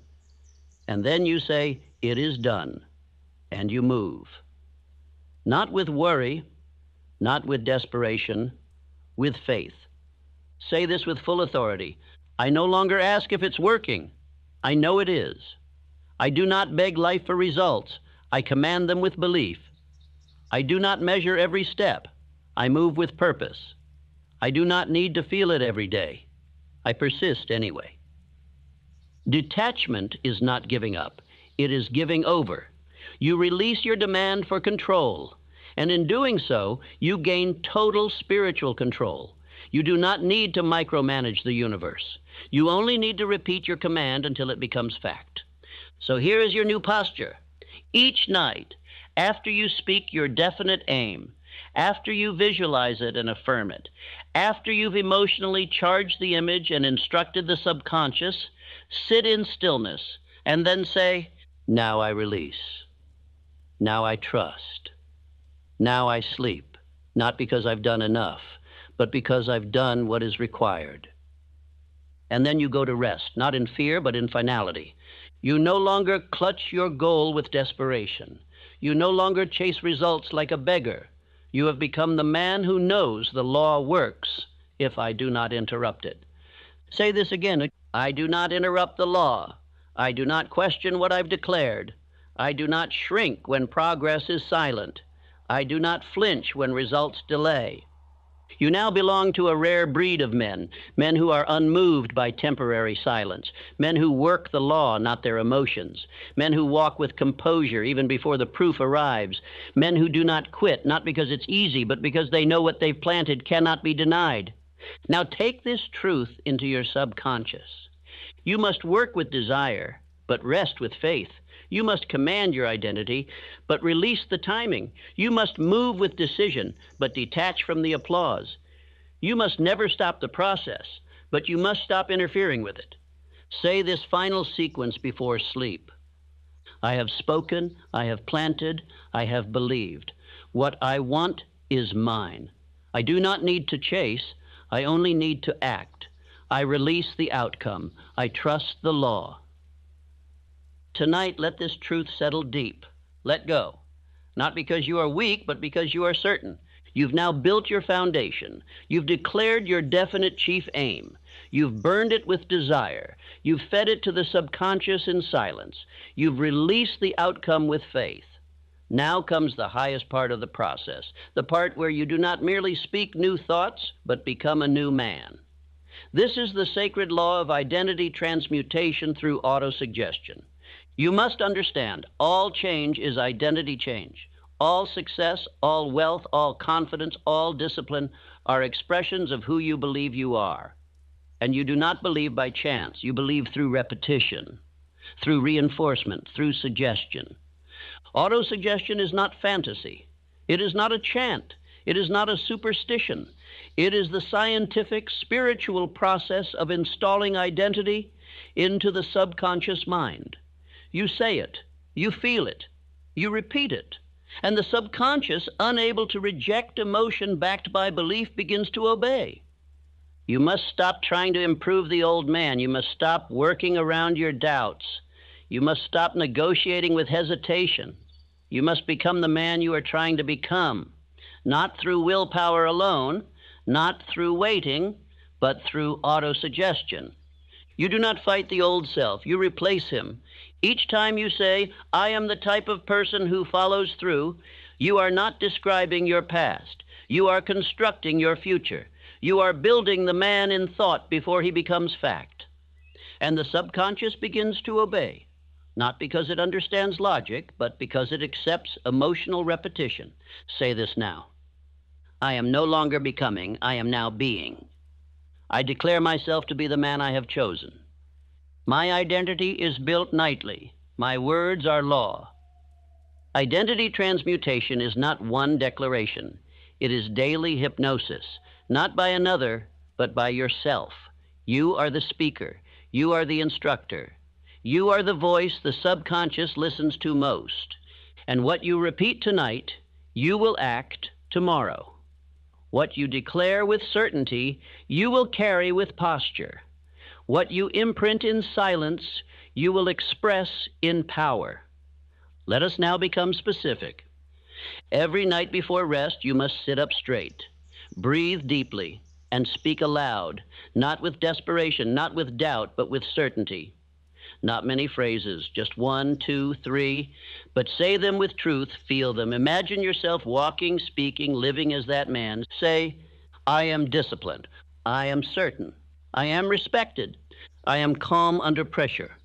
I am successful because I am definite. And repeat them. Let the tone shift from effort to truth, from trying to being, from imagining to accepting, because this is the process. You repeat it until it no longer feels foreign. You repeat it until it feels like home. Do not argue with the subconscious. It cannot be reasoned with. It must be led. And it is led through conviction. Let me show you how great men use this law. Carnegie saw himself as a builder before he held a single fortune. Ford imagined himself commanding an industry, while others mocked him as a mechanic. Edison referred to himself as an inventor before he had produced a single useful invention. Their minds were already convinced before the world agreed. So I ask you now, who must you become? Not someday, tonight. Write the name, write the qualities, write the phrases, then speak them. Not fast, not many, just truth. Because the subconscious needs emotion, clarity, repetition, not complexity. Here is your formula. Choose 2 to 3 traits that define your new identity, e.g., disciplined, calm, focused. Create a phrase for each, e.g., I am the type of person who acts with calm precision. Speak each phrase 10 times, slowly, with feeling. See yourself as that man, walking, speaking, thinking, moving. Go to sleep in the image of that man. Do this every night without exception. This is the true alchemy, not turning lead into gold, but turning fear into certainty, doubt into posture, hope into identity, through the consistent, emotional, disciplined use of autosuggestion. Let us repeat now. I am the type of person who keeps his word. I am the type of person who commands his thoughts. I am the type of person who does not flinch under pressure. I am the type of person who executes what he imagines. This is your new programming. The old identity cannot live here anymore. You will not speak in weakness. You will not repeat limitation. You will not accept the lies you used to tell yourself. You will write new truth. Speak new truth. Become new truth. Let me end this section with your final affirmation ritual. Say it slowly, 3 times, with complete belief. Now listen closely, because what I'm about to tell you is the difference between the man who becomes unstoppable and the one who disappears quietly. You have declared your definite chief aim. You've burned it into your subconscious through desire. You've spoken it with faith, written it with discipline, and repeated it with silence and emotional certainty. You've begun the sacred process of identity transmutation, replacing the old self with the man of purpose and precision. But there is one final law before the harvest begins. You must not quit. Do not quit the process. Do not interrupt the law. Do not abandon the system you've now set in motion, because the law is working, even when you do not see it. The mind is absorbing, even when you feel nothing. The identity is forming, even when the world does not yet reflect the change. Let this be written into your soul. Most men fail not because the process is broken, but because they break themselves by quitting too soon. They stop because they didn't feel different fast enough, because no one noticed their growth, because the world didn't bend to their will in 7 days, and so they fold, they doubt, they delay. They go back to old habits, and the identity begins to crumble. But not you. Not now. Not tonight. Not ever again. You will persist. You will reinforce. You will follow through, because you are not working for applause. You are working from principle. You are not chasing motivation. You are driven by law. You are not reacting to results. You are responding to your definite command. Let me tell you something you must remember until your dying breath. Persistence is spiritual faith in motion. Persistence is how you prove to yourself that you believe what you declared. It is how you tell your subconscious, this is not a phase. This is who I am now. Every time you return to the routine, every time you repeat the command, every time you visualize, speak, and sit in silence, you are not just programming your mind. You are proving to it that the change is permanent. And that proof, repetition with belief, is what creates new instinct, new reaction, new reality. Let me now tell you the story of a man who quit too soon. He bought a plot of land. The report said there was gold in the earth. He dug for weeks. He invested in tools. He hired workers. But when the vein of gold disappeared, he gave up, sold the land, walked away. The new owner brought in a geologist, dug 3 more feet, and struck the richest gold vein in Colorado history. That man walked away 3 feet from gold, not because he lacked tools, not because the gold was gone, but because he quit the process right before the reward. This is how close most men are, and this is why most men never see the life they were meant to live. But you will not quit. Now listen carefully, because I am going to give you the most important nightly exercise you will ever do. You will do this for 90 days without missing a single night. Not one. Not for distraction. Not for fatigue. Not for excuses. You will do this because this is who you are now. Step 1. Sit up in silence. Before lying down, sit up on your bed, back straight, lights low, no phone, no screen. This is your command posture. This is your seat of power. You are not collapsing into sleep. You are instructing the subconscious with certainty. Say aloud, I do not go to sleep with drift. I go to sleep with direction. Step 2, speak your definite chief aim.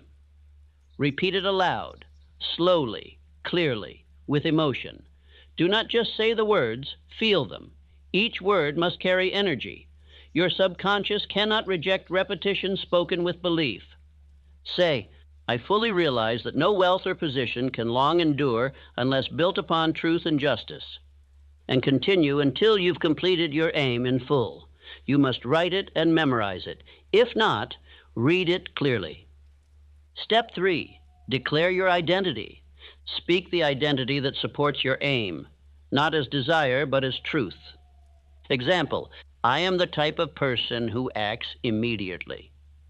I am disciplined and focused. I am the kind of man who finishes everything he starts.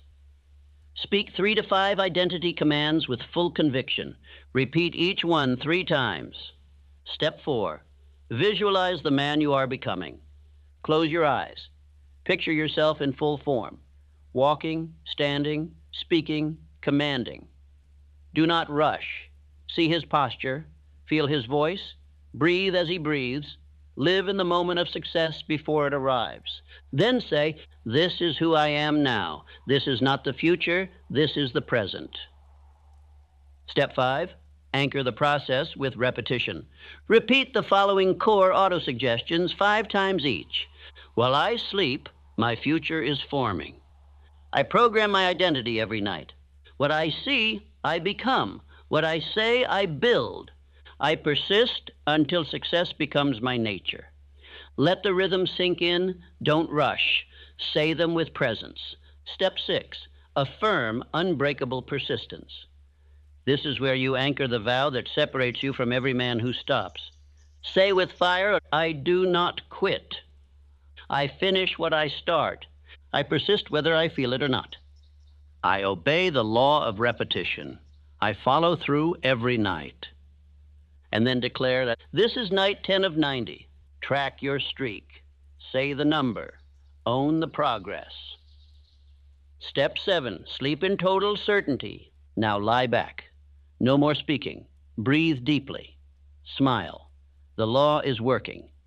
Your command has been given. You have done the real work. Let the mind obey now. Repeat mentally as you fade. I sleep to rise greater. I sleep as the man I declared. Now listen, this is not a game. This is your final layer of character. This is the cement that locks your new identity into place. Do not miss a night. Do not let emotion interrupt the system. Do not make excuses for distraction.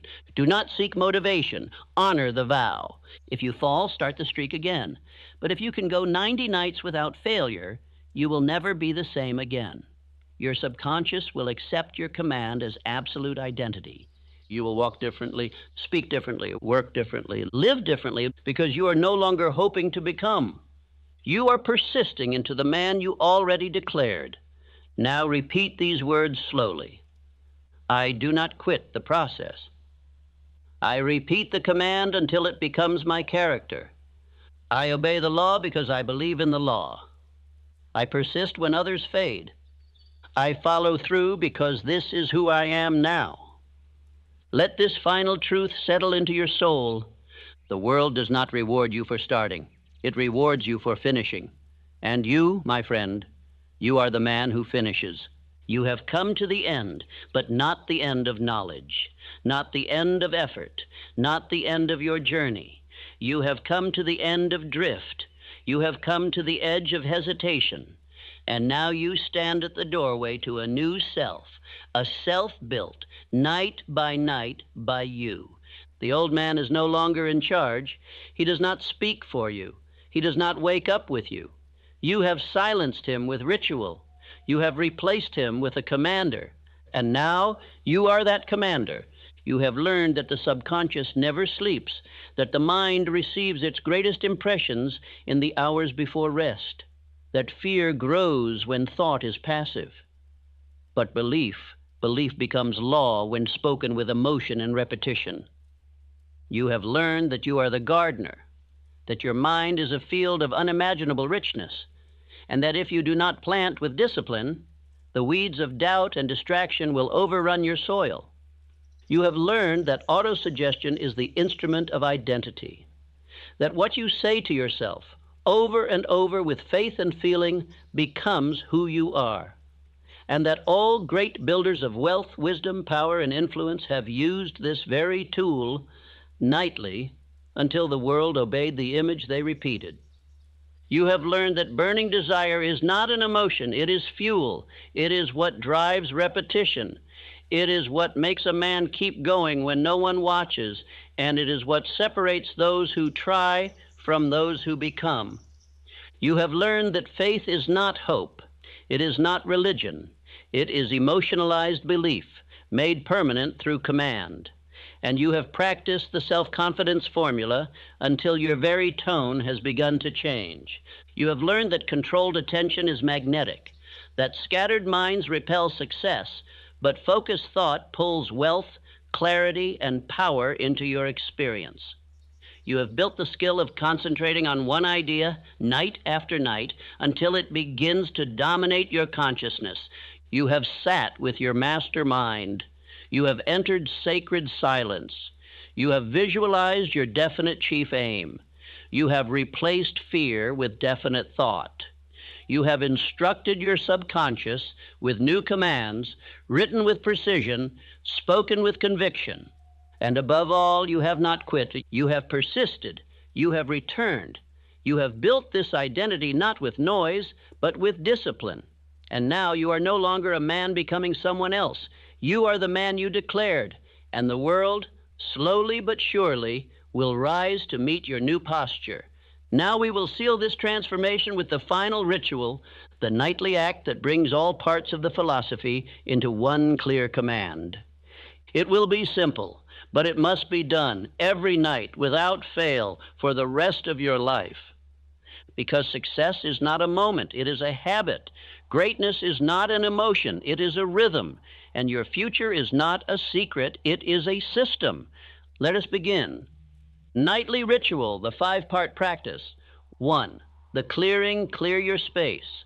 Clear your mind. Turn off the day. Close the doors. This hour belongs to you. Light a candle. Dim the lights. Say aloud, this is my hour. I give this hour to my identity. I honor this time with stillness and strength. 2. The declaration, speak your definite chief aim. Slowly, with emotion. Speak it until you feel it. Speak it until it burns. Do not recite it flatly. Say it like your future depends on it, because it does. I fully realize that no wealth or position can long endure unless built upon truth and justice. Complete your full written aim aloud. 3. The visualization. Close your eyes. Breathe deeply. See the life you have declared.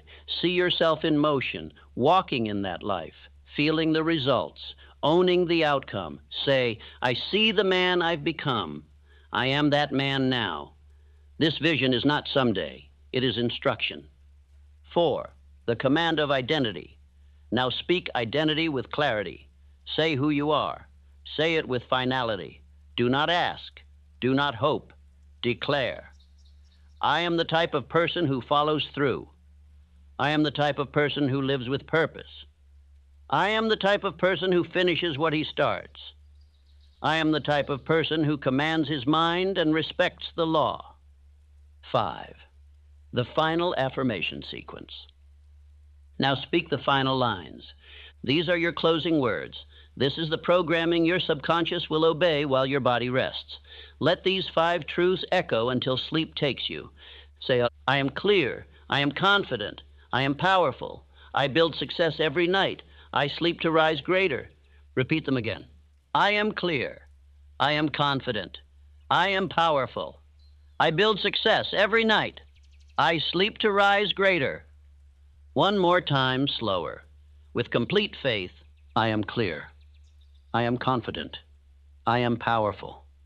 I build success every night. I sleep to rise greater. And now, rest. Let the law work. Let the subconscious build. Let infinite intelligence do what it always does when you obey with faith, repetition, and discipline. You are not asleep. You are becoming. You are not drifting. You are rising. You are not hoping. You are creating through law, through ritual, through power. This is how a man builds the life he deserves. And you, my friend, are that man now.